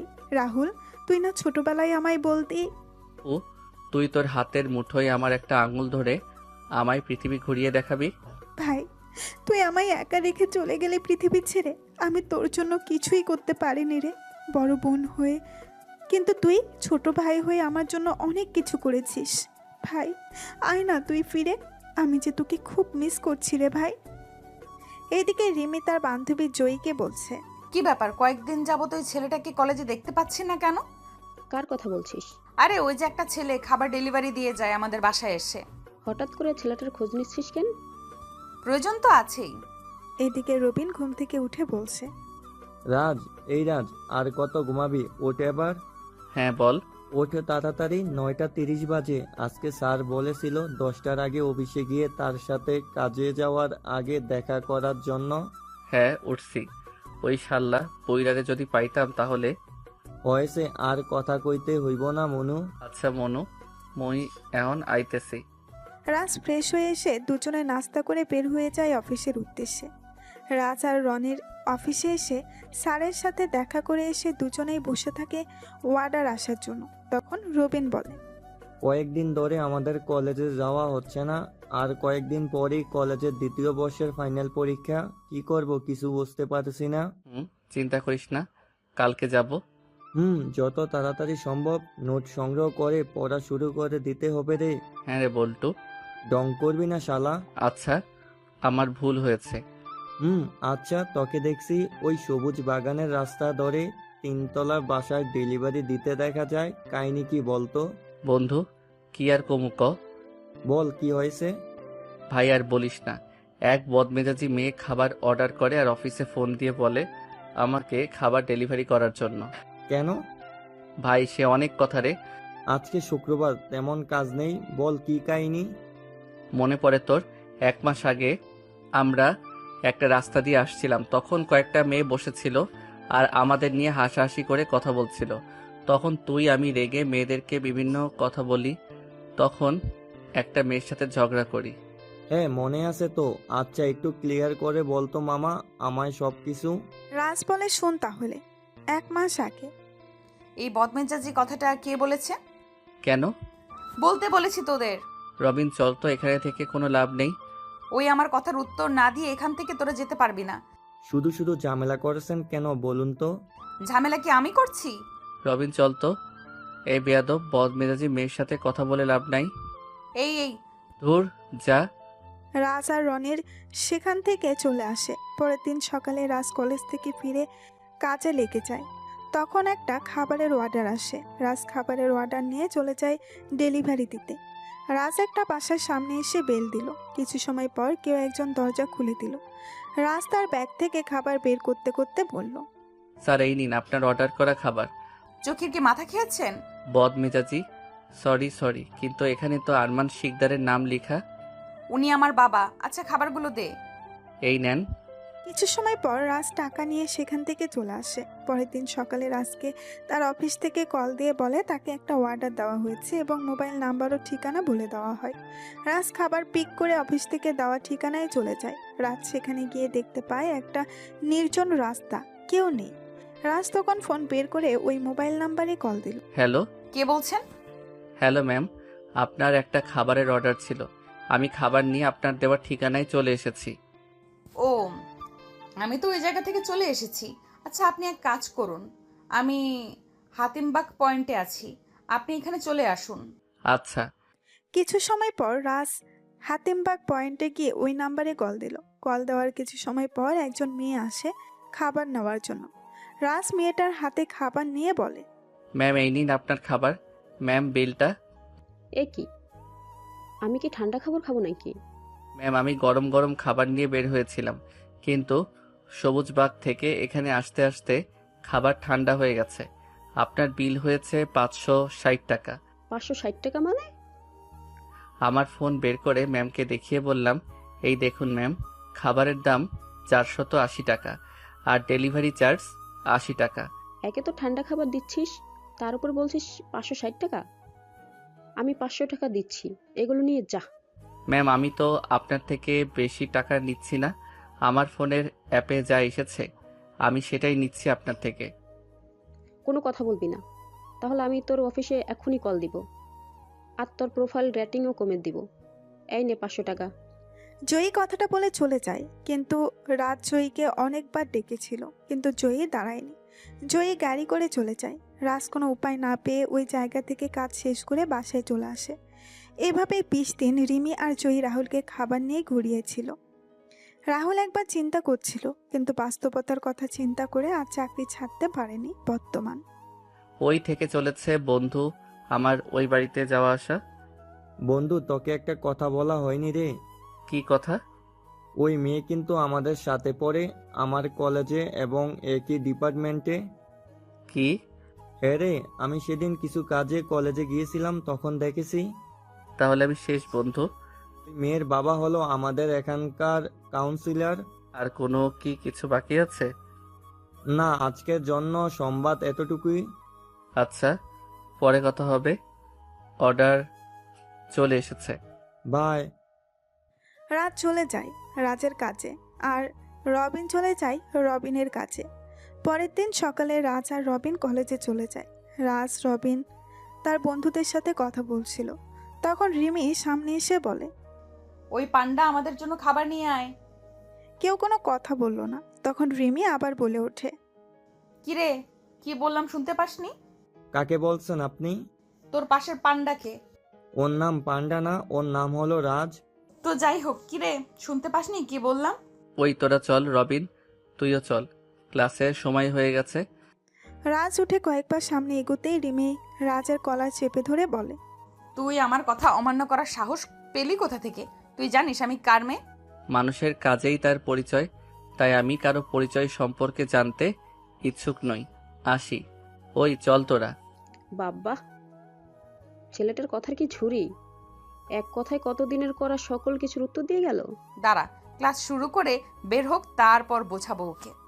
রাজ আর রবিন সকল ক্লাস শেষ করে বের হয়ে যখন মাঠ দিয়ে হাঁটছিল, তখন রিমি রাজের সামনে এসে দাঁড়ায়। রাজ রিমিকে দেখে পাশ কাটিয়ে চলে যায়। তখন রিমি ইচ্ছে করে রাজের গায়ের সাথে ধাক্কা খায় আর মা গো বলে মাটিতে পড়ে যায়। তখন রাজ কিছুটা রেগে বলে, আচ্ছা, আপনি আমায় অযথা হয়রানি করছেন কেন বলুন তো? ছোট লোকের বাচ্চা, তোর তো সাহস কম না, তুই আমাকে রাগ দেখাচ্ছিস? রাজ থাপ্পড়টা খেয়ে মাথা নিচু করে নিল। তখন রিমি আবার বলে উঠল, তুই আমার সম্পর্কে না জেনে আমার সাথে বেয়াদবি করেছিস। ওই দিন আমাকে বাজে কথা বলেছিস। জানিস আমি চাইলে তোকে এই কলেজ এবং শহর ছাড়া করতে পারি। মেয়েটার মুখে কলেজ ও শহর ছাড়ার কথা শুনে কিছুটা ভয় হলো। তখন বললাম, ম্যাম, ওই দিনের কাজের জন্য আমি আমার ভুল স্বীকার করছি। তবুও আমায় এই কলেজ ছাড়া করবেন না। আমাকে যে নিজেকে প্রতিষ্ঠিত করতে হবে। ভবিষ্যতে আমি আর আপনার সাথে কখনো কোনো বেয়াদবি করব না ম্যাম। আপনি আমায় দয়া করুন। যা, ক্ষমা করে দিলাম এবারের মতো তোকে। রাজ আর রবিন কলেজ থেকে বের হয়ে আসে। রাজ আর রবিন বাসায় এসে খাওয়া দাওয়া শেষ করে কাজের উদ্দেশ্যে বের হয়। রাজ তার ফোনে আসা অর্ডারগুলো রিসিভ করে খাবার ডেলিভারি দেওয়া শুরু করলো। রাত তখন ঘড়ির কাঁটায় 10টা। তখন রাজের ডিউটি শেষ। রাজ একটা দোকানে ঢুকে হাত ধুয়ে খাবার অর্ডার করে খাবারের অপেক্ষা করতে থাকে। কিছু সময় পর খাবার আসলে রাজ যখন খাওয়া শুরু করবে, তখনই রাজের ফোন বেজে ওঠে। রাজ খাবার মুখে না তুলেই ফোন হাতে নিয়ে দেখতে পায় তার অফিস থেকে কল। রাজ ফোন রিসিভ করে বলে, হ্যালো। ওপাশ থেকে কি বলেছে কিছু শোনা যাচ্ছে না। রাজ একবার খাবারের দিকে তাকিয়ে বলে, স্যার, আমি মাত্র খাবার খেতে বসেছি। আমি খাবারটা খেয়ে যাচ্ছি অর্ডার নিয়ে। রাজ ফোনটা রেখে খাবারের দিকে একবার তাকাচ্ছে আর একবার ফোনের দিকে। রাজ খাবার রেখেই হাত ধুয়ে বিল দিয়ে বের হয়ে যায়। রাজ বের হওয়ার আগেই দোকানিকে বলে, মামা, এই খাবারটা কোনো অসহায়কে দিয়ে দিবেন। রাজ বের হয়ে রেস্টুরেন্ট থেকে খাবার নিয়ে চলে যায় ডেলিভারি করার জন্য। রাজ ডেলিভারি সম্পন্ন করে বাসায় ফিরতে ফিরতে রাত প্রায় 12টা বেজে যায়। রাজ বাসায় প্রবেশ করতেই রবিন বলে, কি রে, এত দেরি হলো যে? আরে বলিস না, হঠাৎ করে অফিস থেকে কল দিয়ে বলে খাবার নিয়ে যাওয়ার জন্য। খাওয়া দাওয়া করিস? হ্যাঁ করেছি, তুই করেছিস? রবিন কোনো কথা না বলে চলে যায় সেখান থেকে। রাজ বাথরুমে গিয়ে ফ্রেশ হয়ে বের হতেই দেখতে পায় রবিন খাবার হাতে দাঁড়িয়ে আছে। তখন রাজ বলে, খাবার খাসনি তুই এখনো? কথা না বলে খেয়ে নেই। আমি তোকে ভালো করে চিনি, সো আমার সাথে মিথ্যা বলে লাভ নেই। আচ্ছা বাদ দে, আমি খাইয়ে দিচ্ছি। রবিন কথাটা বলে রাজকে বিছানায় বসিয়ে খাবার খাইয়ে দিতে লাগলো। রাজ খাবার খাচ্ছে আর কান্না করছে। তখন রবিন বলে, কান্না করছিস কেন? তুই না থাকলে আমার কি হতো বল? সত্যি আমি তোকে বন্ধু হিসেবে পেয়েছি। ফার্ম দিস না তুই আমায়, শালা তোকে খাইয়ে দিচ্ছি। এখন আর কিছুদিন পরে তুই যখন বিয়ে করবি তখন তোর স্ত্রীর হাতে রান্না খাওয়াতে হবে কিন্তু। চিন্তা করিস না, তোর বউ তো আমার বউ আর আমার বউ তোর ভাবি। শালা আগের মতো শেয়ানা রয়ে গেলি তুই। দুই বন্ধু আর কিছু সময় কথা বলে ঘুমিয়ে পড়ে। পরের দিন সকালে রবিন কিছু কাজে তার পরিবারের সাথে দেখা করার জন্য তার বাড়িতে চলে যায়। আর রাজ দাঁড়িয়ে আছে গাড়ির জন্য। রাজ একবার রাস্তার দিকে আর একবার আকাশের দিকে তাকিয়ে বলছে, ধুর, ছাতাটা নিয়ে আসলাম। এই বৃষ্টি মৌসুমে কখন যে বৃষ্টি কোন দিক হতে এসে আক্রমণ করবে বলা যায় না। ইস, এখন যদি শীতকাল হতো তাহলে কতই না ভালো হতো। এই ওয়াক, ওই এটা কি করলি তুই? প্রতিশোধ নিয়েছি। কিসের? দেখতে পাচ্ছেন না কিসের প্রতিশোধ নিয়েছি? বুঝতে পারছেন না কিছু? বলছি শুনুন তাহলে। রাজ যখন রাস্তার পাশে দাঁড়িয়েছিল গাড়ির জন্য, তখন রিমি ওই রাস্তা দিয়ে যাচ্ছিল। রিমি রাজকে দাঁড়িয়ে থাকতে দেখে ইচ্ছে করে রাস্তার পাশে জমে থাকা পানিতে চাকা নামিয়ে রাজের শরীরে কাদা ছিটিয়ে দিল। রাজও পাশে পড়ে থাকা ইটের টুকরো তুলে রিমির গাড়িতে ছুঁড়ে মারে আর গাড়ির পেছনের গ্লাস ভেঙে যায়। রাজ বলছে, বেশি কথা বললে কিন্তু এই কাদামাখা শরীরে জড়িয়ে ধরবো। এই ইয়াক, দূরে যা। দুইজনে যখন ঝগড়া চলছিল তখন রাজ আর রিমি কয়েকজন লোকের চিৎকার শুনতে পায়। রাজ ও রিমি লোকদের দিকে তাকিয়ে কিছু বুঝতে পারে না। তখন রাজ আর রিমি রাস্তার দিকে তাকায়। তখন রাজ রিমিকে রাস্তা দিয়ে সরিয়ে দৌড় দিল। রিমি নিজেকে সামলে নিয়ে রাজের দিকে ফিরে কিছু বলতে যাবে, তখন রিমি দেখতে পায় রাজ রাস্তার মাঝ দিয়ে দৌড়াচ্ছে আর উল্টো দিক থেকে গাড়ি আসছে।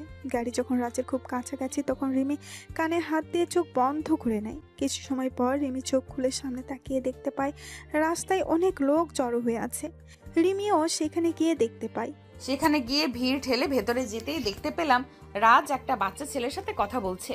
কিছুক্ষণ সময় পর বাচ্চার মা এসে রাজকে ধন্যবাদ দিয়ে বাচ্চাটাকে নিয়ে যায়। রাজ আমাকে দেখতে পেয়ে আমার সামনে এসে বলে, সরি, আপনাকে তখন আমার কাদা মাখতো হাত দিয়ে ধাক্কা দেওয়ার জন্য। আসলে বাচ্চাটা তখন রাস্তা চলে এসেছিল, যার জন্য আচ্ছা ঠিক আছে, আমি তেমন কিছু মনে করিনি। রিমি দেখতে পায় রাজের হাত এবং মাথা ফেটে গেছে। তখন রিমি বলে, তোমার তো রক্ত পড়ছে, তুমি হাসপাতালে চলো। আরে তেমন কিছু হয়নি, এইগুলো তো সামান্য। আগে কত, বাদ দিন, আসি আমি, আর আপনিও ফ্রেশ হয়ে নেবেন। আরে আজব মানুষ তো, বলছি না রক্ত পড়ছে, তাহলে এত কথা কেন বলছো? চলো তো আমার সাথে, চলো। আরে কোনো কথা নয়। কিন্তু আমার শরীরে তো ময়লা, আপনার গাড়ি তাহলে ময়লা হয়ে যাবে তো। আমার কাছে একজন মানুষের জীবনের মূল্য অনেক বেশি, গাড়ির মূল্য না। ওঠো গাড়িতে। রাজ আর কোনো কথা বলল না। রিমি রাজকে গাড়িতে বসিয়ে চালানো শুরু করলো। হাসপাতালে এসে রাজের হাত এবং মাথায় ব্যান্ডেজ করিয়ে রাজকে নিয়ে বের হয়। তখন রাজ বলে, আপনার তো আমার জন্য অনেক টাকা খরচ হয়ে গেল। আমি আপনাকে মানা করলাম, আপনি শুধু শুধু এত কি। তো কি হয়েছে? আমি আপনার গাড়ির গ্লাস ভেঙে ফেললাম, তারপর আপনি আমায় চিকিৎসা করালেন। ভুল তো তোমার একার ছিল না, ভুল আমারও ছিল। চলো তোমায় বাসায় নামিয়ে দেই।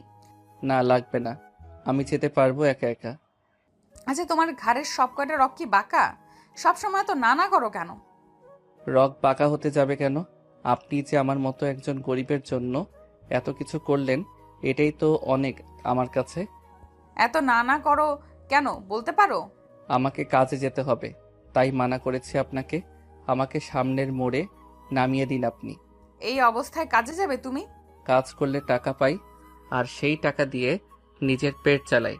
কাজে না গেলে কে আমাকে এমনি এমনি টাকা দিবে শুনি? তুমি বাসায় যাও, আজকে কাজ করতে হবে না। কাজ না করলে বেতন পাবো কোথা থেকে? ওয়েট, দাঁড়াও। হ্যালো বাবা। রিমি তার বাবার সাথে কথা বলে ফোন রাখার কিছুক্ষণ পর রাহুলের ফোন বেজে ওঠে। রাহুলের ফোন রিসিভ করে বলে, হ্যালো, জি স্যার। আচ্ছা স্যার। কি কাজে যাওয়া লাগবে তোমার এখন? না, কল দিয়ে আজকে যেতে মানা করলো। রাহুল রিমির সাথে রিমির গাড়ি করে বাসায় ফিরে আসে। রাতের বেলা রাজ রবিনকে কল দিল। কিরে, কি করছিস? বসে আসি, তুই? আমি ওরে। রাত শোন, আমাকে না 1 সপ্তাহ বাড়িতে থাকতে হবে। বাড়িতে অনেক কাজ, আর আমি অফিস থেকে ছুটি নিয়েছি। আমি বাসায় বসে সব কিছু দেখছি। আচ্ছা, আঙ্কেল আর আন্টি কেমন আছে? বাবা মা ভালোই আছে। আচ্ছা, পরে কথা হবে। রাজ ফোন রাখতেই একটা আননোন নাম্বার থেকে রাজের ফোন আসে। রাজ কল রিসিভ করে বলে, হ্যালো, কে বলছেন? আমি বলছি। আমিটা আবার কেমন নাম?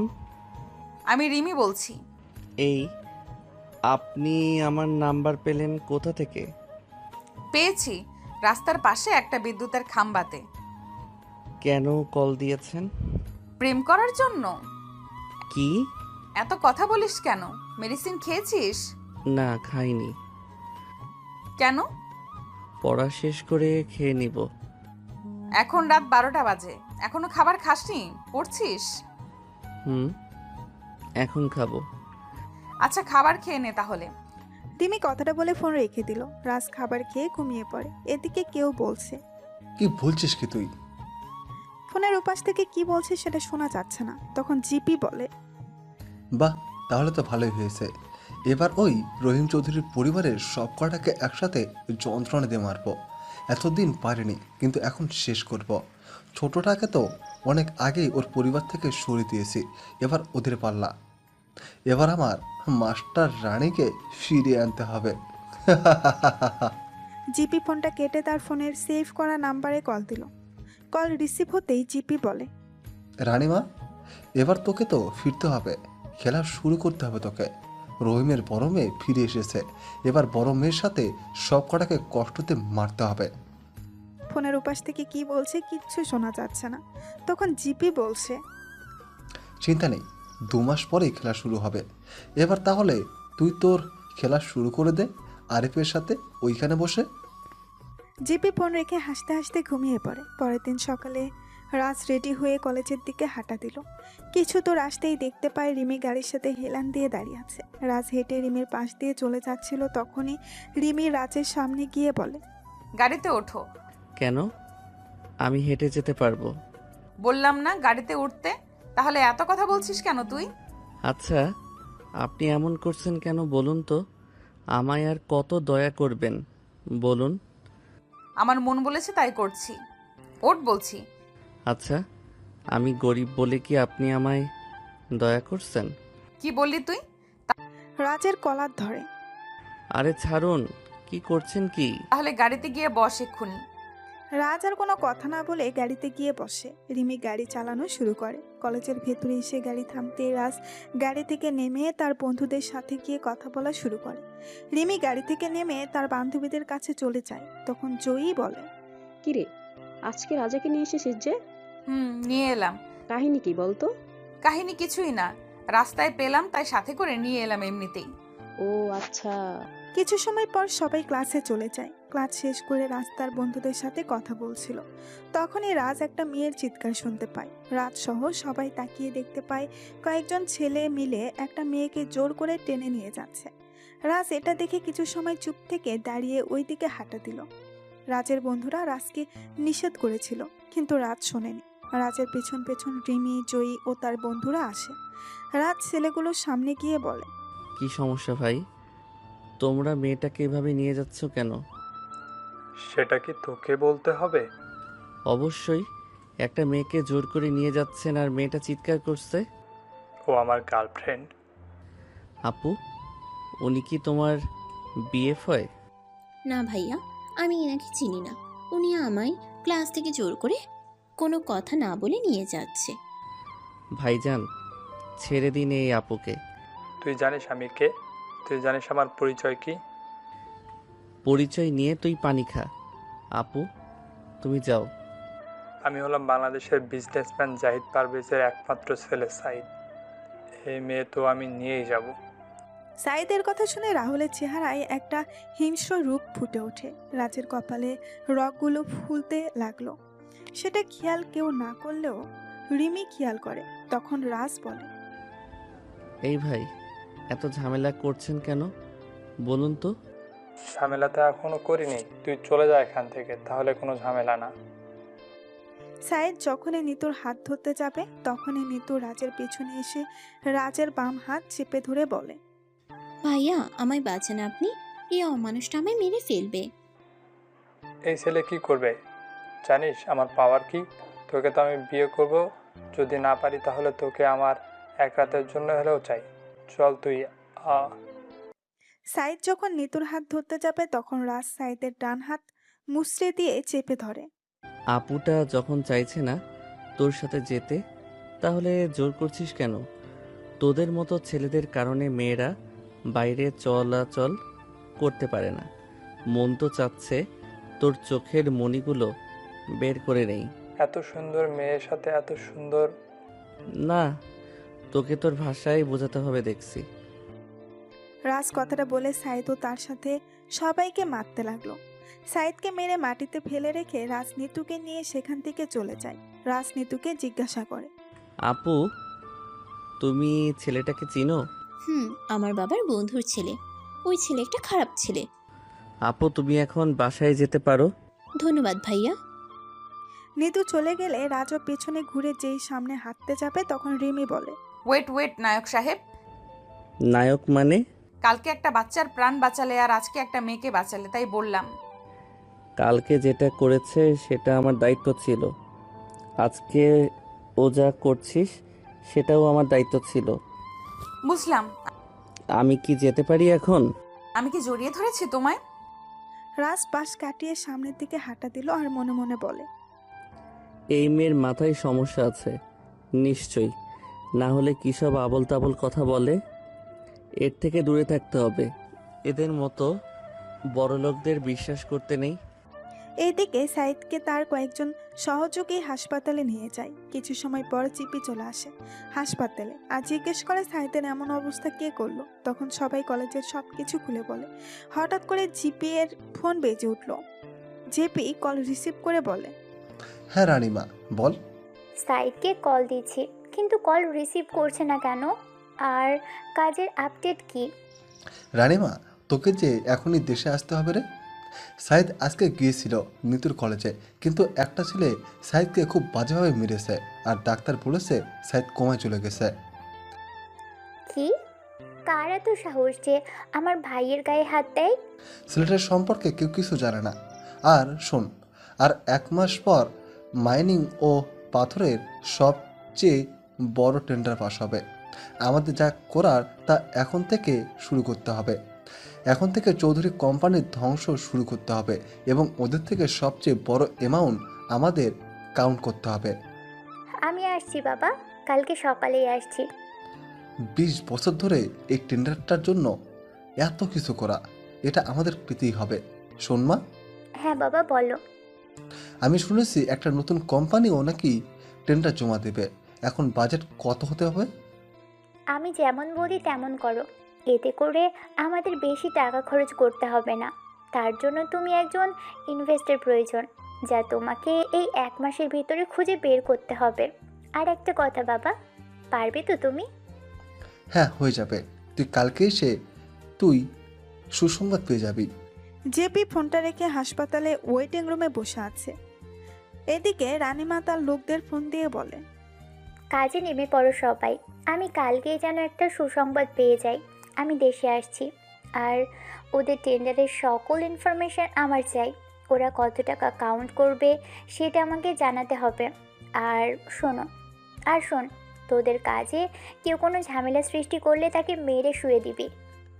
এইদিকে আরিফ বাসায় এসে ফ্রেশ হয়ে নিচে গিয়ে তার বাবার সাথে খাবার টেবিলে বসে তার বাবাকে বলে, বাবা, আর 1 মাস পর টেন্ডার পাস হবে, কিন্তু আমাদের টেন্ডার জমা হয়নি এখনো। কত টাকার বাজেট হবে? 6,500 কোটি টাকা। তবে খুব সাবধানে জমা করবে। জাহিদ কিন্তু আমার প্রতিদ্বন্দ্বী।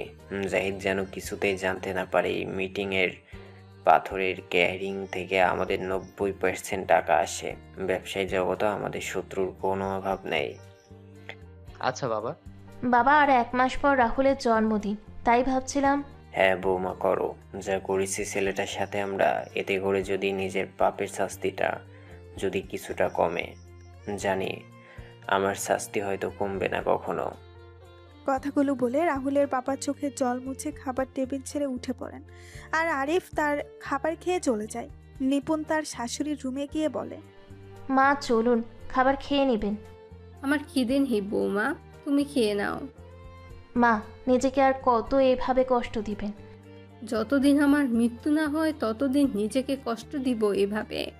আমি আমার ভুলের জন্য নিজের ছেলেকে হারিয়েছি, তাই নিজেকে শাস্তি দিচ্ছি। এতদিন হয়ে গেল আমার মেয়েটাও আমার সাথে কথা বলে না, আমি দেখা করতে গেলে আমার সাথে দেখা করে না। সবই আমার পাপের শাস্তি। মা চলুন, খেয়ে নেবেন অল্প করে। না বৌমা, আমার খিদে নেই। নিপুণ রুম থেকে বের হয়ে সোফায় বসে কল দিল নিপার নাম্বারে। কিছু সময় পর নিপা কল রিসিভ করে বলে, হ্যাঁ নিপুণ বলো। আপু কেমন আছেন? আছি ভালোই, তুমি কেমন আছো? আছি ভালো আপু।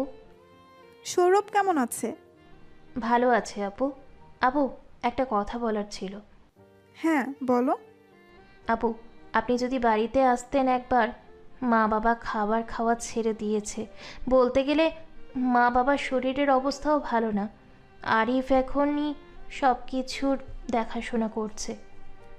নিপুণ সবকিছু জানার পরেও তুমি কি করে বলতে পারছো আমায়? আপু কি করব বলুন, মা বাবার কষ্ট সহ্য হচ্ছে না। রাহুলকে যে আমি নিজের ছোট ভাই মনে করতাম, কিন্তু আপু আর 1 মাস পর রাহুলের জন্মদিন, আপনি আসবেন তো? দেখি, ভালো থেকো। নিপুণ কল রেখে অল্প কিছু খাবার খেয়ে ঘুমিয়ে পড়ে। পরের দিন সকালে রাজ ঘুম থেকে উঠে নাস্তা করে পড়তে বসে। পড়া শেষ করে রেডি হয়ে কলেজের উদ্দেশ্যে বের হয় বাসা থেকে।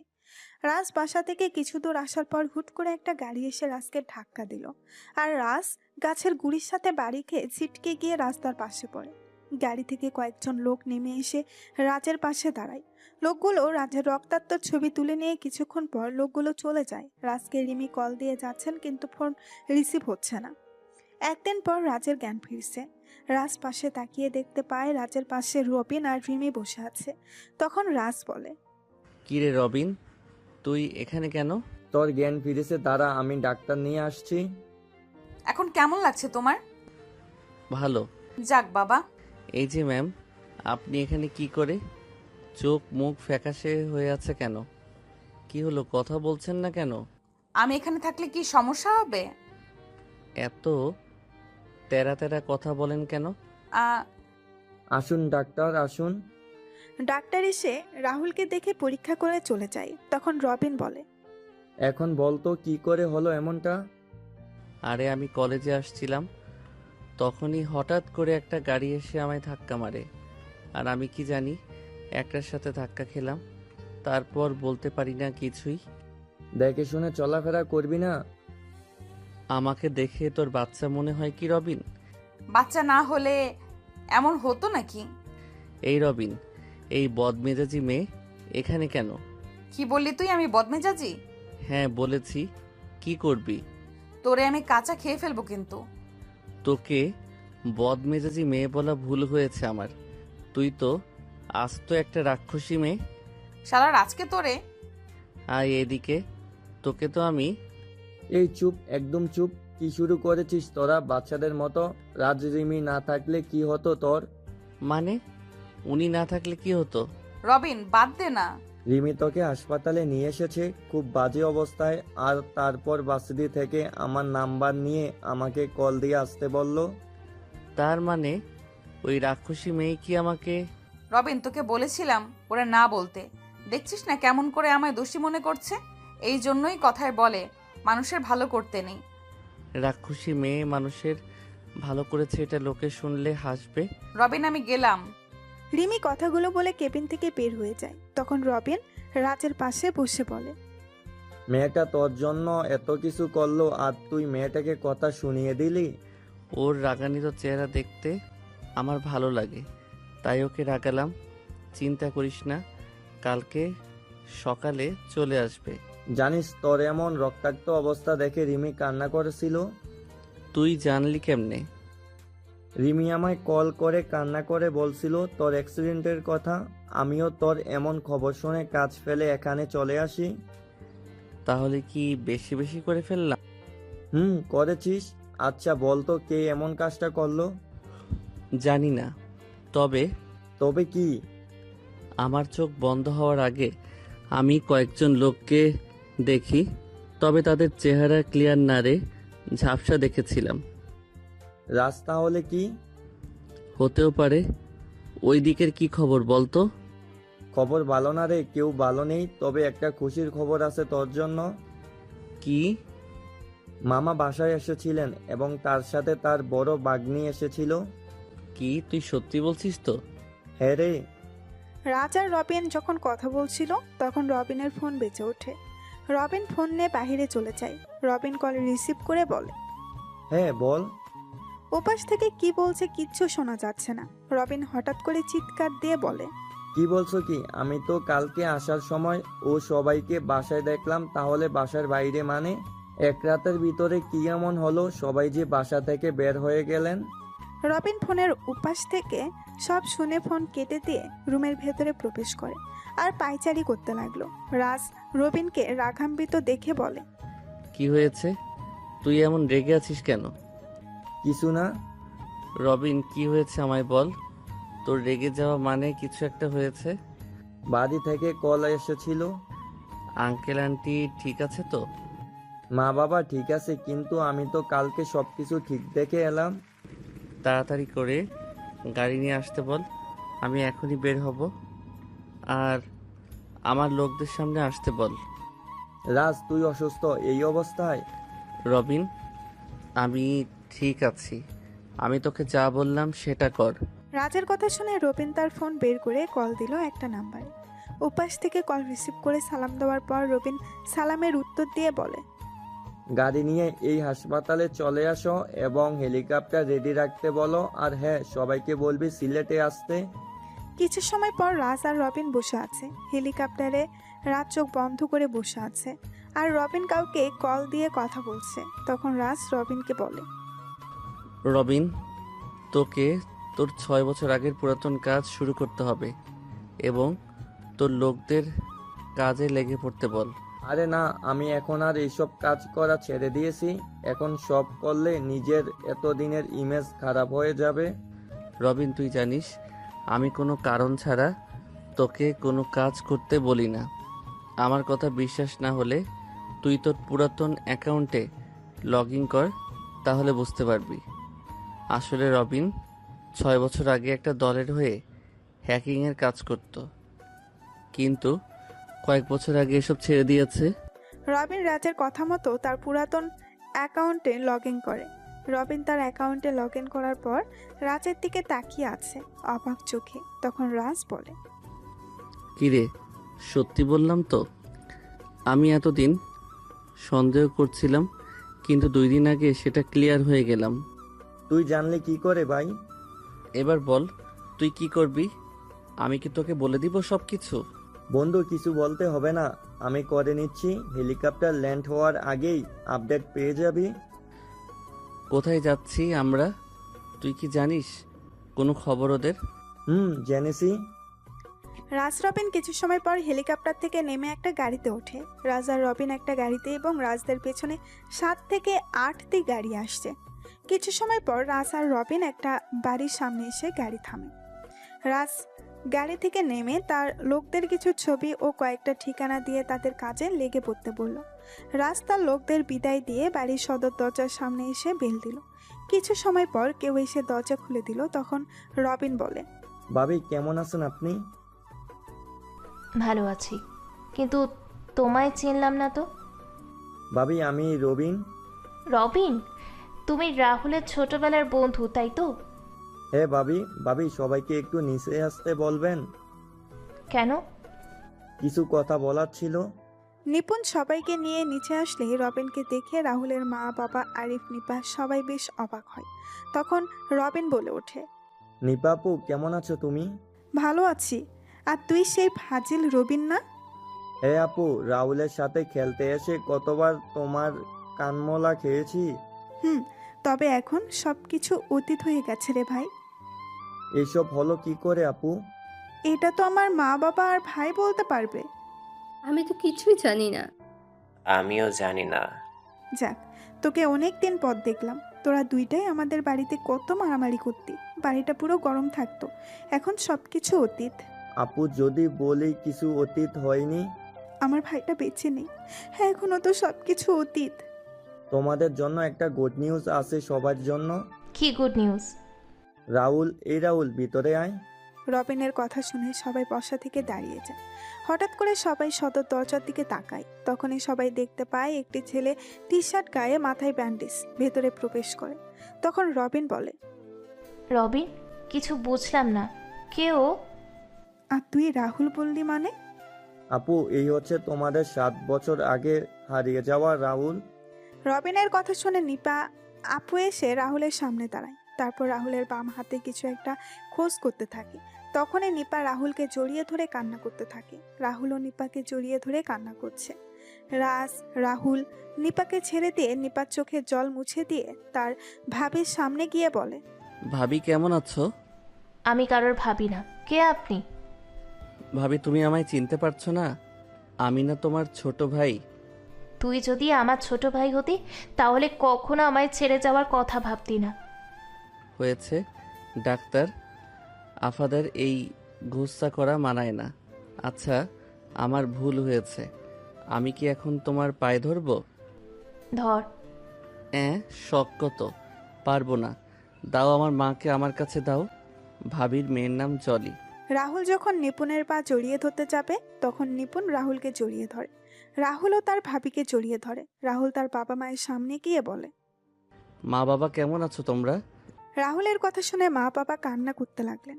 রাহুল তার বাবা মাকে জড়িয়ে ধরে বলে, তোমরা কান্না করো না। তোমাদের চোখের জল যে আমার সহ্য হয় না। জানো না, মা বাবার চোখের জল এলে ছেলে মেয়েদের ক্ষতি হয়।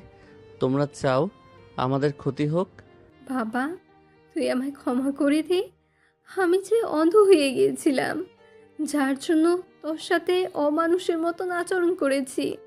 মা, বললাম না আমার কিছু মনে নেই। আর তোমার এই কি হাল হয়েছে? খাওয়া দাওয়া করো না তুমি? বাবা, তোমারও দেখছি একই অবস্থা হয়েছে। তোর সাথে খারাপ ব্যবহার করেছি, তোকে বাসা থেকে বের করে দিয়েছি, তার জন্য আমরা এখন ঘর ছাড়া হয়েছি, নিজের পাপের শাস্তি পাচ্ছি এখন আমরা। বাবা, তোমার ছোট ছেলে এসে গেছে। তোমার বাড়ি, তোমার সব কিছু ফিরিয়ে দিব। চলো খাবার খাবো, খুব খিদে লেগেছে আমার। রাহুল, রিমি কল দিচ্ছে। কে রিমি? কেউ না। কি রে রবিন, সত্যি কথা বলবি না কানমলা খাবি? আরে, খাবার দিবে না, জেরা করবে। তারপর সবাই খাবার খেতে বসে। খাবার খাওয়ার ফাঁকে নিপুণ বলে, রাহুল, তোর ভাইয়ার সাথে কথা বলবি না? হ্যাঁ, কথা তো বলতে হবে ওর সাথে। ও যে টাকার নেশে আসক্ত হয়ে গেছে, ওর টাকার নেশা থেকে ওকে ফিরিয়ে আনতে হবে। মানে কি বলছো কি রাহুল? টাকার নেশা মানে? ভাবি ও জাহিদ পারভেজের ছেলে সাইদের কাছ থেকে 5,000 কোটি টাকা ঋণ নিয়েছিল। টাকাগুলো ঋণ নিয়ে আবার ওদের কোম্পানিতে ইনভেস্ট করে, আর টাকাগুলো জাহিদ পারভেজ ও তার ছেলে মিলে আত্মসাৎ করে নেয়। ঋণের টাকা পরিশোধ করতে না পারায় ওদের চাপে পড়ে বাবার থেকে লুকিয়ে বাড়ির দলিলে সাইন করিয়ে নিয়েছে। আর এখন তোমরা ঘর ছাড়া। কি বলছিস তুই রাহুল? বিশ্বাস না হলে ওকে জিজ্ঞেস করো তোমরা। কি রে আরিফ, রাহুল কি ঠিক বলেছে?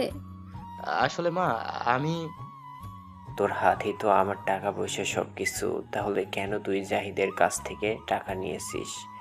তোর এখন এত কিসের টাকা প্রয়োজন? তোর টাকার নেশা এতটাই হয়েছে যে যার জন্য আমরা নিজের বাড়ি ছাড়তে হয়েছে। আচ্ছা, আমায় একটা কথা বলতো তুই, তাহলে কি টেন্ডারটাও কি তুই? ছি আরিফ, ছি। আর কত নিচে নামবে তুমি? টাকার নেশার কারণে তুমি আমাদের পথে নামিয়ে দিলে, এখন আবার আমাদের সব আশা ভরসা শেষ করে দিতে চেয়েছো? আমার এতদিনের কষ্ট তৈরি করা সব কিছু এভাবে শেষ হয়ে যাবে আমি ভাবতে পারিনি। যাকে বেশি বিশ্বাস করলাম সে আমাকে রাস্তায় নামিয়ে দিল। হায় রে কপাল আমার! সবাই আমার পাপের শাস্তি, সবই আমার পাপের শাস্তি। তোমার বড় ছেলে তো ভালো, নাও আরো বিশ্বাস করো। বাবা, আমি ভুল করে ফেলেছি, আমায় ক্ষমা করে দাও। আমি ওদের সাথে অংশীদারত্বের ভিত্তিতে একটা বিজনেস শুরু করতে চেয়েছিলাম। আমি চেয়েছিলাম নিজের একটা বিজনেস শুরু করব, নিজে নিজে প্রতিষ্ঠিত হব, কিন্তু ওরা আমাকে এমন ভাবে ফাঁসিয়েছে যা আমি কখনো ভাবতে পারিনি। তুই এই প্রতিদান দিলি আরিফ, আমাদের বিশ্বাসের মান সম্মান কিছুই রাখলি না। আমাদের মাথা গোজার ঠাইটাও তুই রাখলি না? মাগো, আমি যে অনেক বড় ভুল করে ফেলেছি, আমায় ক্ষমা করো তোমরা। বাবা মা, আমি যতদিন না পর্যন্ত ওই বাড়ি ওদের থেকে ফিরিয়ে নিয়ে না আসছি, ততদিন মা বাবা তোমরা সবাই এখন থেকে আমার বাড়িতে থাকবে। তোর বাড়ি মানে? কোথায় তোর বাড়ি? এই শহরেই আমার বাড়ি আছে, কালকে তোমাদের নিয়ে যাব। আচ্ছা, আমরা তো তোর লাশ পেয়েছিলাম, তাহলে ওই লাশটা কার ছিল? মানে আমার লাশ পাবে কোথা থেকে তোমরা? আমি তো আমাদের সামনে দাঁড়িয়ে আছি। ওটা আমি বলছি আন্টি, আমি সেদিন এসেছিলাম রাহুলের সাথে দেখা করার জন্য, কিন্তু এখানে আস্তে আস্তে রাত 12টা বেশি হয়ে যায়। আমি বাড়ির ভিতরে প্রবেশ করে দেখতে পেলাম বাড়ির পিছনের রাস্তা দিয়ে কেউ বের হয়ে যাচ্ছে। আমি মনে করেছিলাম কোনো চোর হবে, তাই কিছুটা দূরত্ব রেখে পিছন পিছন যাচ্ছিলাম। হঠাৎ দেখতে পেলাম ব্রিজের লাইটের আলোয় এটা রাতুল। যতক্ষণে আমি রাহুলের কাছে যাই ততক্ষণে রাহুল নদীতে ঝাঁপ দিল, আমিও ঝাঁপ দিলাম। কিছু সময় খোঁজাখুঁজির পর রাহুলকে পাই অজ্ঞান অবস্থায়। তারপর একটা গাড়ি করে রাহুলকে নিয়ে সিলেটের একটা হাসপাতালে আর তারপর বরিশাল হাসপাতালে নিয়ে যাই। রাহুলের মুখের কিছুটা অংশ কেটে যায় এবং রাহুলের মুখের কিছুটা পরিবর্তন হয়। সিলেট হাসপাতালের ডাক্তারের সাথে কথা বলে একটা অজ্ঞাত লাশকে রাহুলের লাশ বলে চালিয়ে দেই। এই 6-7 বছর রাহুল আর আমি একসাথে ছিলাম আর এখনো আছি। রবিন, তোর কাছে আমরা সবাই কৃতজ্ঞ রে বাবা। তুই না থাকলে আমি ছেলেটাকে হারিয়ে ফেলতাম। রাহুল আমার বন্ধু, রাহুলকে কি করে আমি অকালে এমন করে হারিয়ে যেতে দিতাম বলো? এই রাহুল, নে কথা বল তুই। কার সাথে কথা বলবো? রিসিভ করে কথা বল, বুঝতেই পারবি। হ্যালো। ওই রবিনের বাচ্চা, কল রিসিভ করছিস না কেন? আমি রবিন না, আমি রাজ। ওই শালা, তোর ফোন অফ কেন? কখনো থেকে আমি কল দিয়ে যাচ্ছি তোদের। ওই বদমেজাজি, আমি তোর শালা হলাম কি করে? তার মানে তুই এই কুত্তা, বেশি কথা বলবি না, তাহলে কিন্তু খুন করে ফেলবো। কই তোরা? হাসপাতালে গিয়ে পেলাম না। আমরা এখন সিলেটে আছি। সিলেট কেন? কাজে এসেছি। কি কাজ? সেটা রবিন বলবে। ওই রবিন, কথা বল। তারপর রবিন রিমিকে সবকিছু বুঝিয়ে বলে। রাতের খাবার খেয়ে সবাই ঘুমিয়ে পড়ে। পরের দিন সকালে সবাই যখন নাস্তা করছিল তখন নিপুণ রাহুলকে বলে, আচ্ছা রাহুল, নিপা আপুর বিষয়ে কিছু বল আমাদের। আপু কেন আমাদের থেকে এত দিন দূরে ছিল? সেটা কিছুদিন পরে মামা আর আপু নিজেই বলবে। রাহুল মিস্টার বয় ও গ্র্যান্ড অফিসে এসে গেছে। মিটিং শুরু হতে কিছু সময় বাকি আছে। রবিন, কিসের মিটিং? আপু জানতে পারবে ধীরে ধীরে। একটু পরেই গাড়ি আসবে, তোমরা বাসায় চলে যেও। আসি আমরা। রাহুল আর রবিন বের হয়ে যায় বাসা থেকে। রাহুল গাড়ি চালাচ্ছে, তখন রবিন বলে, এই দেখ কালকে কি কথা হয়েছে ওদের সাথে। রবিন, আমার বিশ্বাস আছে তোর উপর, তাই আমার এসব দেখা লাগবে না। রাহুল, আজকে রানীমা বাংলাদেশে আসবে। কয়টার দিকে বাংলাদেশে আসবেও? বিকেল 4টা ফ্লাইটে। আসতে দে। আর শোন, লোক পাঠিয়ে নিতুকে এখানে নিয়ে আয়। বলা লাগবে না, আমি লোক পাঠিয়ে দিয়েছি। রাহুল আর রবিন অফিসে আসা মাত্রই মিস্টার রয় আর গ্লেন এর সাথে মিটিং শুরু হয়। রাহুল মিস্টার রয় আর গ্লেনকে তাদের কোম্পানির তৈরি সকল প্রেজেন্টেশন, তাদের পণ্য সম্পর্কে মানুষের ধারণা কেমন, পণ্যের উৎপাদন প্রক্রিয়া আর গুণগত মান সব কিছু দেখাচ্ছিল। আর রবিন রাহুলকে সাহায্য করছিল। রাহুল, রবিন, গ্লেন আর রয়কে সবকিছু এক্সপ্লেন বসেছিল তাদের থেকে রেসপন্স পাওয়ার জন্য। তখন একজন আরেকজনের দিকে তাকিয়ে ধীরে ধীরে বলে, কিরে রবিন, কিছু বলছে না কেন? কি রকম করে সবকিছু দেখছে? এই অর্ডারটা না পেলে আমাদের প্রচুর লসের মধ্যে পড়তে হবে। মনে হয় আমাদের প্রেজেন্টেশন ওদের ভালো লাগেনি। আরে এত তাড়াতাড়ি হেরে যাচ্ছিস কেন? দেখি কি বলে। আরে দেখছিস না কেমন করে তাকিয়ে আছে আমাদের দিকে? বাইরে সাংবাদিকরা দাঁড়িয়ে আছে। যদি 19-20 হয় তাহলে আমাদের কোম্পানির লালবাতি জ্বলে উঠবে। চুপ শালা, চুপ। রাহুল আর রবিন বাসায় এসে সবার সাথে খাবার খাচ্ছিল। তখনই সবাই শুনতে পায় নিউজে বলছে, এই প্রথমবারের মতো বাংলাদেশের কোনো কোম্পানির সাথে রাশিয়ার মতো উন্নত দেশের টপ কোম্পানি লুকাইলাও কাজ করতে চলেছে। 40 বছরের বাংলাদেশের ইতিহাস এই অসম্ভব কাজটা সম্ভব করে দেখিয়েছে আর চৌধুরী কোম্পানি। এই অল্প সময়ে নিজেদের কাজের প্রমাণ দেখিয়েছে এই কোম্পানি। বাংলাদেশের সবচেয়ে সফল কোম্পানির তালিকায় প্রথম স্থান দখল করে নিল আর আর চৌধুরী কোম্পানি। নিউজটা দেখে রাহুলের বাবা বলেন, অনেক ইচ্ছা ছিল এই কোম্পানিটার সাথে কাজ করার, কিন্তু সেটা আর হলো না। কাজটা করতে পারলে আমরা এখন ওই আর আর চৌধুরীর কোম্পানির জায়গায় থাকতাম। বাবা, শুনেছি এবারে টেন্ডার ওই কোম্পানি জমা দিবে। আচ্ছা বাবা, যদি তোমার কখনো সুযোগ আসে তাহলে তুমি কি কাজ করবে ওদের সাথে? এসব কথা বলে কি আর লাভ হবে? এটা তো আর সম্ভব না। যদি সম্ভব হয় তুমি বলো করবে কি না। কেননা ওদের সাথে কাজ করতে পারলে নিজেকে অনেক সৌভাগ্যবান মনে করব। তৈরি থেকেও কাজ করার জন্য। আর মিস্টার আরিফ চৌধুরী, নিজেকে শুধরে নিয়ে কাজে লেগে পড়ো। এটাই কিন্তু শেষ সুযোগ। সিঙ্গাপুর থেকে ফিরে কাজ করতে হবে কিন্তু অনেক। সিঙ্গাপুরে যাবে কেন? ভাবির সাথে সিঙ্গাপুরে যাবে। সিঙ্গাপুর যাব কেন আমরা? ভাবি আর কত করবে তুমি এই পরিবারের জন্য? আর কত নিজের ক্ষতি করবে? এবার নিজের দিকে তাকাও, নিজের মেয়েটার দিকে তাকাও। নিজের ক্ষতি করবে মানে? কি হয়েছে নিপুণের? ভাবি, তুমি বলবে না আমি বলবো? রাহুল, আমার কি ক্ষতি হবে? তুই কি সব বলছিস? আরে রাহুল, মজা করে বলছে কথাগুলো। ভাবি, আমরা সব কিছুই জানি। ভাবি, আমি সব জানি। ডাক্তার আঙ্কেল আমায় সব বলেছেন। কি হয়েছে নিপুণের? ডাক্তার আঙ্কেল কি বলেছে? আচ্ছা মা, তুমি জানো না ভাবির কি হয়েছে? ভাবি তো তোমার এই পরিবারের সবার জন্য কত কষ্ট করেছে। না তো, আমি তা জানি না। কি হয়েছে নিপুণের? মা, ভাবির ব্রেন টিউমার, যা ভাবি কাউকে বলেনি। বরিশালে একটা অনুষ্ঠানে আমার ডাক্তার আঙ্কেলের সাথে দেখা হয়। কথায় কথায় তার হাতে থাকা একটা ফাইলের দিকে আমার চোখ পড়ে, আর আমি ভাবির নাম ও ছবি দেখতে পাই। ডাক্তার আঙ্কেলকে জোর করলে আঙ্কেল বাধ্য হয়ে আমায় সব কিছু খুলে বলেন। সেদিন এমন একটা নিউজ শুনে আমার পায়ের নিচ থেকে মাটি সরে যায়। তারপর ডাক্তার আঙ্কেলের সাথে কথা বলে সিঙ্গাপুরে ভাবির অপারেশনের ব্যবস্থা করি, আর কালকে সকালে ভাইয়া আর ভাবি সিঙ্গাপুরে চলে যাবে। কিরে নিপুণ, রাহুল কি সত্যি বলছে? তুই কি আমাদের নিজের মা বাবা মনে করিস না?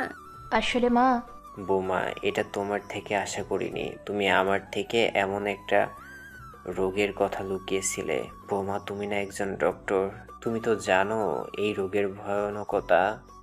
ভাইয়া, তুইও জানিস না? আচ্ছা, তুই কি মানুষ? নিপুণ, তুমি তো আমাকে কিছু বলনি।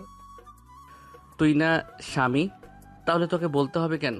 তোর শরীর খারাপ হলে ভাবি ঠিকই জানতে পারে, কিন্তু তুই? আচ্ছা, তুই কি কখনো স্বামীর অধিকার অর্জন করতে পেরেছিস? ছুটেছিস তো শুধু টাকার পিছনে, না পালন করেছিস স্বামীর দায়িত্ব, না বাবার দায়িত্ব। সেটা করবে কেন? টাকার পেছনে ছুটবে, কাকে কি বলবে সেটা জানে না। মা বাবার কারণে নষ্ট হয়ে গেছে পুরো। নিজের বইয়ের শরীর খারাপ এটা বুঝতে পারেনি। ও কি মানুষ? সবাই যখন কথা বলছিল তখনই বাসায় নিতু আর রিমি আসে। নিতু এসে তার বাবা মায়ের সাথে কথা বলে নেয়। রাহুলকে দেখতে পেয়ে নিতু বলে, ভাইয়া, আপনি এখানে? তুই রাহুলকে চিনিস? রাহুল মানে? আরে ইনি আমাদের কলেজের সিনিয়র রাজ ভাইয়া। উনি সেদিন আমায় সাইদের হাত থেকে বাঁচিয়েছিলেন। ভাইয়া না থাকলে সাইদ আমার সাথে সেদিন কি করতো একমাত্র সৃষ্টিকর্তাই জানেন। না রে মা, ওই হচ্ছে আমার হারিয়ে যাওয়া রাহুল। কি ওই সাইদের সাহস হলো কি করে তোর গায়ে হাত দেওয়ার? আমি তো ওই সাইদকে। এই যে এখন শুরু হলো তার নেতাগিরি। ভাইয়া শান্ত হ। সাইদকে আমি মেরেছি, এরপর সাইদ আর কিছু করতে পারবে না। সাইদ এখন কোমায় আছে, এত সহজে আর ফিরবে না। ভাইয়া মানে? তোর কি এখনো বিশ্বাস হচ্ছে না আমি রাহুল? আমার কেমন যেন গুলিয়ে যাচ্ছে সবকিছু। আয় আমার পাশে, না হলে কান টেনে হাতির মতো লম্বা করে দিব। ভাইয়া। নিতু রাহুলকে ভাইয়া বলে জড়িয়ে ধরে। রাহুল নিতুর সাথে কথা বলছিল, তখনই সবার নজরে পড়ে রিমির দিকে। তখন নিপা আপু বলে, নিতু ওকে? রাহুল, আমি বলবো কি? আমি বলছি, আমিও হলাম রিমি। আমার বাড়ি বরিশালে। আমি রবিন আর রাজ একই কলেজে একই ডিপার্টমেন্টে পড়ি। নিপুণ একসাথে পড়ো মানে? কি ব্যাপার দেবরাজ? নিজেকে প্রতিষ্ঠিত করতে গিয়ে ভাবি আর পড়া হয়নি, তাই আমি আর রবিন মিলে আবার পড়া শুরু করি। আর তখনই রিমির সাথে পরিচয়। নিপুণ, এবার তাহলে তোমার সঙ্গী আসতে চলেছে এই বাড়িতে? আমাদের তাহলে পছন্দ হয়েছে? তাহলে কি রাহুল আমি ঘটকের দায়িত্ব পালন করতে পারি? অনেক হয়েছে, আমাকে কথা বলতে দাও ওর সাথে। এইদিকে আসো মা, তুমি আমার পাশে এসে বসো। মা কি বলছো তোমরা? তোমরা যা ভাবছো সেটা সত্যি না। তাহলে কি সত্যিটা আমি বলবো রাত 12টা? রবিন চল তো, অনেক কাজ আছে এখন। আপুর বিয়ে কি? শাল্লা চল তো। রাহুল রবিনকে নিয়ে বাইরে এসে ইচ্ছে মতো মারতে লাগলো, আর রবিন বাচ্চারা চিৎকার করছে। তখনই হঠাৎ করে রাহুলের ফোন বেজে ওঠে। রাহুল ফোন রিসিভ করতেই শুনতে পেল। কেমন আছো জানেমান? কে বলছেন? এত তাড়াতাড়ি ভুলে গেলে আমায়? তোমার এক্স গার্লফ্রেন্ড। আমার এক্স দিয়া। যাক, মনে আছে আমায় তোমার। মনে থাকবে না? তোরা তোর বাপের থেকে অনেক হিসাব তুলতে হবে যে। দেখা করবে আমার সাথে? তোমায় দেখতে আমার খুব ইচ্ছে করছে। কোথায় দেখা করবি? কালকে জল্লার পার ওয়াকওয়েতে বিকেল 5টা। আচ্ছা। কে কল দিয়েছিল? দিয়া। কোথায় যাবি? কালকে বিকেলে দেখা করতে যাব। আর শোন, রিমিকে আমাদের সাথে নিয়ে যাব কালকে। কেন? গেলেই দেখতে পাবি। খাঁচা ভেঙে পাখি উড়ে গেছে রে। অন্য ডালে সুখ না পেয়ে আবার খাঁচায় ফিরে এলো রে। আহারে আহারে। তুই গান গাইছিস? কালকে তুইও সেখানে একটা জিনিস দেখে গান গাইবি, দেখে নিস। রাহুল আর রবিন কিছু সময় কথা বলে বাসায় চলে আসে। সবাই একসাথে খাওয়া দাওয়া করে যে যার যার রুমে গিয়ে ঘুমিয়ে পড়ে। পরের দিন সকালে সবাই নাস্তা করে নিল। তারপর রাহুল, রবিন, আরিফ আর নিপুণকে নিয়ে রওনা দিল এয়ারপোর্টের উদ্দেশ্যে। রাহুল সমস্ত ফর্মালিটি শেষ করে যখন আসতে যাবে, তখন নিপুণ রাহুলকে বলে, রাহুল ভাই আমার, আমি যদি আর ফিরে না আসি তাহলে আমার মেয়েটাকে দেখে রাখিস। ভাবি তুমি কি বলছো এসব? তোমার কিছু হবে না, তুমি সুস্থ হয়ে যাবে। তোমার মেয়েকে তো তুমি দেখবে। আমি ডাক্তার, আর আমি জানি আমি কোন পর্যায়ে আছি। ভাবি তুমি সুস্থ হয়ে যাবে। তুমি যদি ভেঙে পড়ো তাহলে কি করে হবে বলো? তুমি নিজেকে শক্ত রাখবে। আর নিজের মেয়ের জন্য তোমায় বাঁচতে হবে, তোমার স্বামীর জন্য বাঁচতে হবে, আমাদের এই সংসারের জন্য তোমায় বাঁচতে হবে। ওই হাদারাম দেখে রাখবি, কোনো সমস্যা হলে কল দিবি। আর আমার মা টাকে দেখে রাখবি। মনে হচ্ছে বউ বাচ্চা তোর।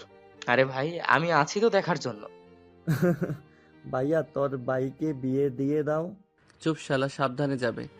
এয়ারপোর্ট থেকে রাহুল আর রবিন অফিসে চলে যায়। বিকেলবেলা রাহুল আর রবিন বাসায় এসে খাওয়া দাওয়া শেষ করে কিছু সময় রেস্ট নিয়ে রেডি হয়ে নেয়।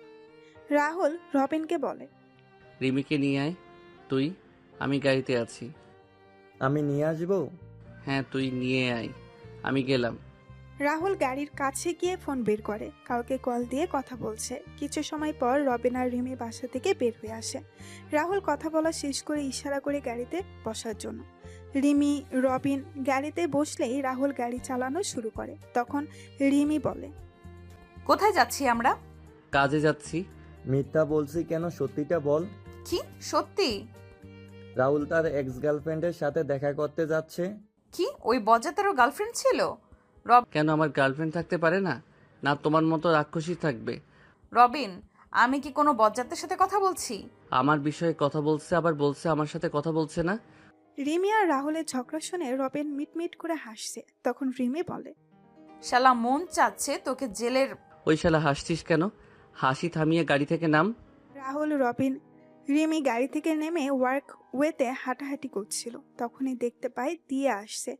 দিয়া এসে রাহুলকে জড়িয়ে ধরে বলে, কেমন আছো জানেমান? কতদিন পর তোমায় জড়িয়ে ধরলাম বলো তো। আহ, কি যে শান্তি পাচ্ছি আমি। 6 বছর 6 মাস 6 দিন পর। বাহ, তুমি মনে রেখেছো দেখছি। মনে তো রাখতেই হবে। রাহুল দিয়াকে তার কাছ থেকে ছাড়িয়ে নিল, আর রিমি চোখ গরম করে দিয়ার দিকে তাকিয়ে আছে। দিয়া রিমির দিকে তাকিয়ে বলে, মেয়েটা কি তোমার? আমরা একসাথে পড়ি, আর মেয়েটাকে তুমি ভালো করে চিনো। আচ্ছা তাই নাকি? তা কে মেয়েটা? সেটা একটু পরে জানতে পারবে। বলো কি বলতে চাও তুমি? জানেমান, তুমি তো মাস্টার স্ট্রোক গেম খেললে আমাদের সাথে, বুদ্ধি করে নিজের বোনকে বাঁচিয়ে নিলে, এখন আবার পরিবারকেও বাঁচিয়ে নিতে চাইছো। মাস্টার রানীর সাথে ছিলাম, তাই শিখে গেছি। বাহ, ভালোই তো স্মার্ট হয়েছো দেখতে পাচ্ছি। সবই তোমার জন্য জানেমান। মন চাচ্ছে তোমায় এখন আই লাভ ইউ বলি। তোমার সাথে দেখা না হতে পারে জানেমান। মানে? চোরের 10 দিন আর সাধুর 1 দিন, কথাটা মনে আছে তো তোমার জানেমান? দিয়া কিছুটা সময় চিন্তা করে রাহুলকে উদ্দেশ্য করে বলে ওঠে। তোর সাথে পরে কথা হবে, আর সেটা হবে। Wait জানেমান wait. রিমি, তোমরা যেই রানীমাকে খুঁজছিলে এই হলো সেই রানীমা। কি? হ্যাঁ, প্রমাণ দেখতে চাও তুমি? হ্যাঁ। ওর হাতে 3 স্টার ট্যাটু আর ঘাড়ের পিছনে রানীমা লেখা আছে। রিমি গিয়ে দিয়ার হাত চেক করতেই রাহুলের কথা মতো সব কিছু দেখতে পায়। আর তখনই রিমি তার পেছন থেকে পিস্তল বের করে দিয়ার মাথায় তাক করে। তখনই পুলিশ ও আর্মি সদস্যরা ঘিরে ফেলে চারিদিক। তখন রাহুল বলে, জানেমান কেমন দিলাম? বলেছিলাম এই দেখাই আমাদের শেষ দেখা হবে। তুই জানলি কি করে আমি যে রানীমা? কারণ আমি আজ থেকে 6 বছর আগে তোর হাতে এবং ঘাড়ের পিছনে রানীমা লেখা দেখেছিলাম। আর তুই যেদিন তোর বাবার সাথে কথা বলছিলি সেদিন আমি তোর বাবা ফোন ট্যাপ করে সকল কথা শুনে নেই। আমার অপরাধ কি? ড্রাগস ডিলার ও কন্ট্রাক্ট কিলার রানীমা, আপনার অপরাধ কি আপনি জানেন না? আর এই মেয়ে কে? এই হলো Interpol senior officer Nirmita Chowdhury, Rimi. ধন্যবাদ বজ্জাত। কি বললে? বন্ধু, আমার গান গাইতে ইচ্ছে করছে। শালা, তোর গান গাইতে মন যাচ্ছে এখন? ওরে বেইমান, রাহুল কোন গানটা গাইবো? তোর ইচ্ছে? কাঁচা ব্যাঙে পাখি উড়ে গেছে রে, অন্য ডালের সুখ না পেয়ে আবার খাঁচায় ফিরে এলো রে। আহারে আহারে, অফিসার নিয়ে যান। শালা, তোরে তো। আয় তরে ভিতর নিয়ে যাই তো। সরি, তো চলুন মিস দিয়া ওরফে রানীমা। রাহুল বসে হাসতে শুরু করে। তখনই রবিন এসে রাহুলের কাঁধে এসে হাত দিল। রাহুল ও রবিনকে নিয়ে বাসায় চলে আসে। খাবার টেবিলে নিউজটা সবাই দেখতে পায়। তখনই নিতু বলে, ভাইয়া সেদিন কি দিয়া আপু তোর সাথে কি করেছিল? হ্যাঁ ভাই, বলো কি করেছিল তোর সাথে? সেদিন আমি রুমে বসে ফোনে গেম খেলছিলাম। দিয়া আমার সাথে কিছু কথা বলে চলে যায়। আর গেম খেলার সময় কারোর সাথে কথা বললে ও আমার চোখ ফোনের স্ক্রিনে। হঠাৎ করে দিয়া এসে আমায় জড়িয়ে ধরে আমার মুখে শরীরে খামচাতে শুরু করে।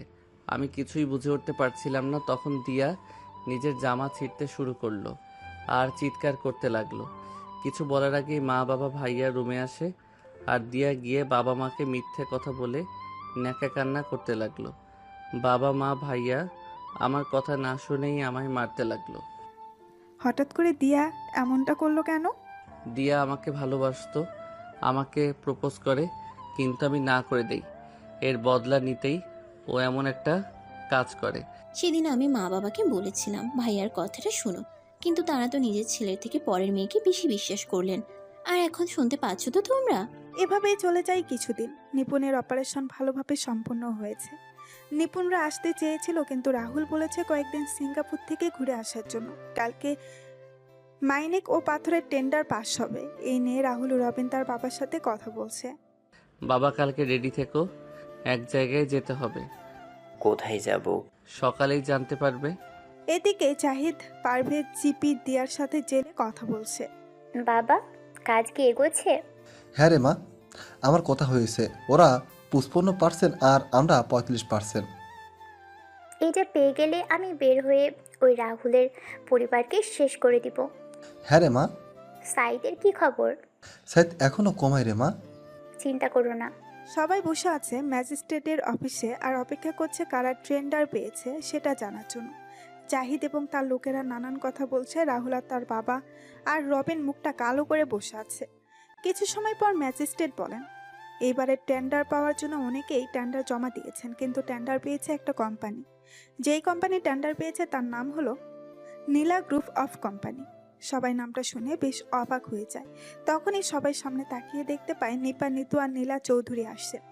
রাহুলের বাবা তো এটা দেখে বেশ অবাক হন। সমস্ত ফর্মালিটিস শেষ করে রাহুল সবাইকে নিয়ে বের হয়। রাহুল জাহিদ পারভেজকে বলে, এতদিন চুরি বাটপারি করে অনেক টাকা খেয়েছে, কিন্তু এখন আর না।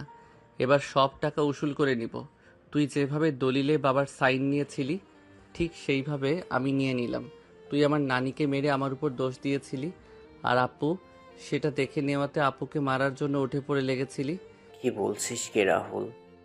মা তো পানিতে ডুবে মারা গিয়েছিলে, তাহলে? না মা, ওই জাহিদ পারভেজ আমার চোখের সামনে নানিকে গলা টিপে মেরেছিল। আমি দেখে ফেলাতেই আমায় মেরে ফেলতে চেয়েছিল। তারপর রাহুল মামার সাথে প্ল্যান করে আমায় অস্ট্রেলিয়া পাঠিয়ে দেয়। আমার জন্য রাহুল হয়ে যায় সবার কাছে খুনি, অপয়া, মুখ পোড়া। জাহিদ তোকে তো আমি জুতা পেটা করা উচিত তোকে। তুই কিন্তু ঠিক করিসনি। জেলের ভাত খেয়ে শেষ কর, তারপর বলিস অফিসার নিয়ে যান এই জাহিদ পারভেজকে। রাহুলের কথা শুনে পুলিশ সদস্যরা এসে জাহিদ পারভেজকে ধরে নিয়ে যায়। রাহুল বাসায় চলে আসে। তখন রাহুলের বাবা বলেন, তুই কী সব করছিস? সব আমার মাথার উপর দিয়ে যাচ্ছে রাহুল। একটু খুলে বলবি তুই কে? আমি বলছি রাহুল আসলে কে? তুমি এখানে? আমি বাংলাদেশের টপ 1 ও বিখ্যাত আর চৌধুরী কোম্পানির 50% শেয়ারের মালিক রাহুল, আর বাকি 50% শেয়ারের মালিক রবিন। নীলা গ্রুপ অফ কোম্পানির কর্ণধার রাহুল চৌধুরী। রিমের কথা শুনে রাহুলের বাবা মা কান্না করতে লাগলেন। তখন রাহুল তার বাবা মায়ের কাছে গিয়ে বলে, বাবা মা তোমরা খুশি হওনি? তোমরা কান্না করছো কেন? আমরা অনেক খুশি হয়েছি রে বাবা। সব বাবা মাই তো চায় তার ছেলে সমাজে প্রতিষ্ঠিত হোক। তুই প্রতিষ্ঠিত হয়েছিস, কিন্তু আমাদের কোনো অবদান নেই তোর পিছনে। আমরা ছোট থেকে অত্যাচার করে গেছি। তুই এত দূর নিজেকে নিয়ে এসেছিস তোর নিজের চেষ্টায় ও রবিনের সাহায্যে। রবিন, এদিকে আয়। বাবা রবিন, তুই আমায় ক্ষমা করে দে। আমি তোর সাথেও খারাপ ব্যবহার করেছি।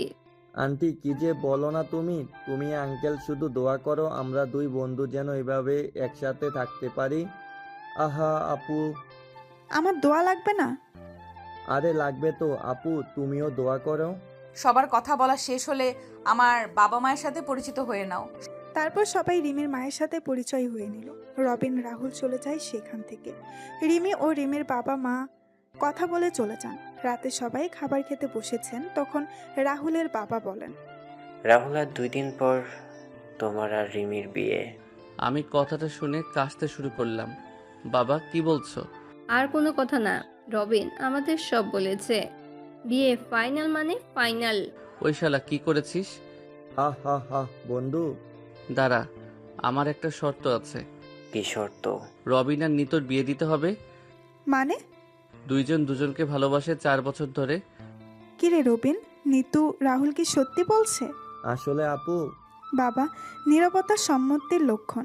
বিয়ের 2টা 1 তারিখেই আয়োজন করো। সবাই যখন কথা বলছিল তখনই বাসার লাইটগুলো নিভে যায়। সবাই যখন মোমবাতি জ্বালাতে যাবে তখনই নিপুণ বলে ওঠে, happy birthday to you Rahul, many many happy returns of the day. শুভ জন্মদিন ভাই। শুভ জন্মদিন ভাইয়া। শুভ জন্মদিন বন্ধু। ধন্যবাদ সবাইকে। ধন্যবাদ ভাবি, আমি ভুলেই গিয়েছিলাম আজকে আমার জন্মদিন। ভাই, তোর বিয়ের খবর শুনে এলাম। তারপর সবাই মিলে কেক কেটে রাহুলকে খাইয়ে দিল। রাহুল যখন রুমে আসে তখনই রাহুলের ফোন বেজে ওঠে। রাহুল ফোন রিসিভ করে বলে, হ্যালো। শুভ জন্মদিন বজ্জাত। ধন্যবাদ রাক্ষসী। কি করছিস বজ্জাত? বসে আছি। বিয়ের শপিং কবে করব? নিজের টাকা দিয়ে শপিং করো, আমার একটা টাকাও হাতে নেই। শালা কঞ্জুস। তুমি কি কম? বিয়েটা হয়ে যাক তারপর বুঝবি। করবো না বিয়ে। কি বললি? ঠিক। তুমি এখানে? আমার জামাইয়ের জন্মদিন আমি কোথায় থাকবো? দেখো বাইরে সবাই আছে, তোমায় আমায় একসাথে দেখলে ভুল ভাববে। চলো না ভুলটা করে নেই। মা চলুন আমরাও চলে যাই। ওদের ভুল দেখে আমাদের কি লাভ? ওদের ভুল ওরা করে নিক। ভালো থাকবেন, সুস্থ থাকবেন সবাই। দেখা হবে খুব তাড়াতাড়ি।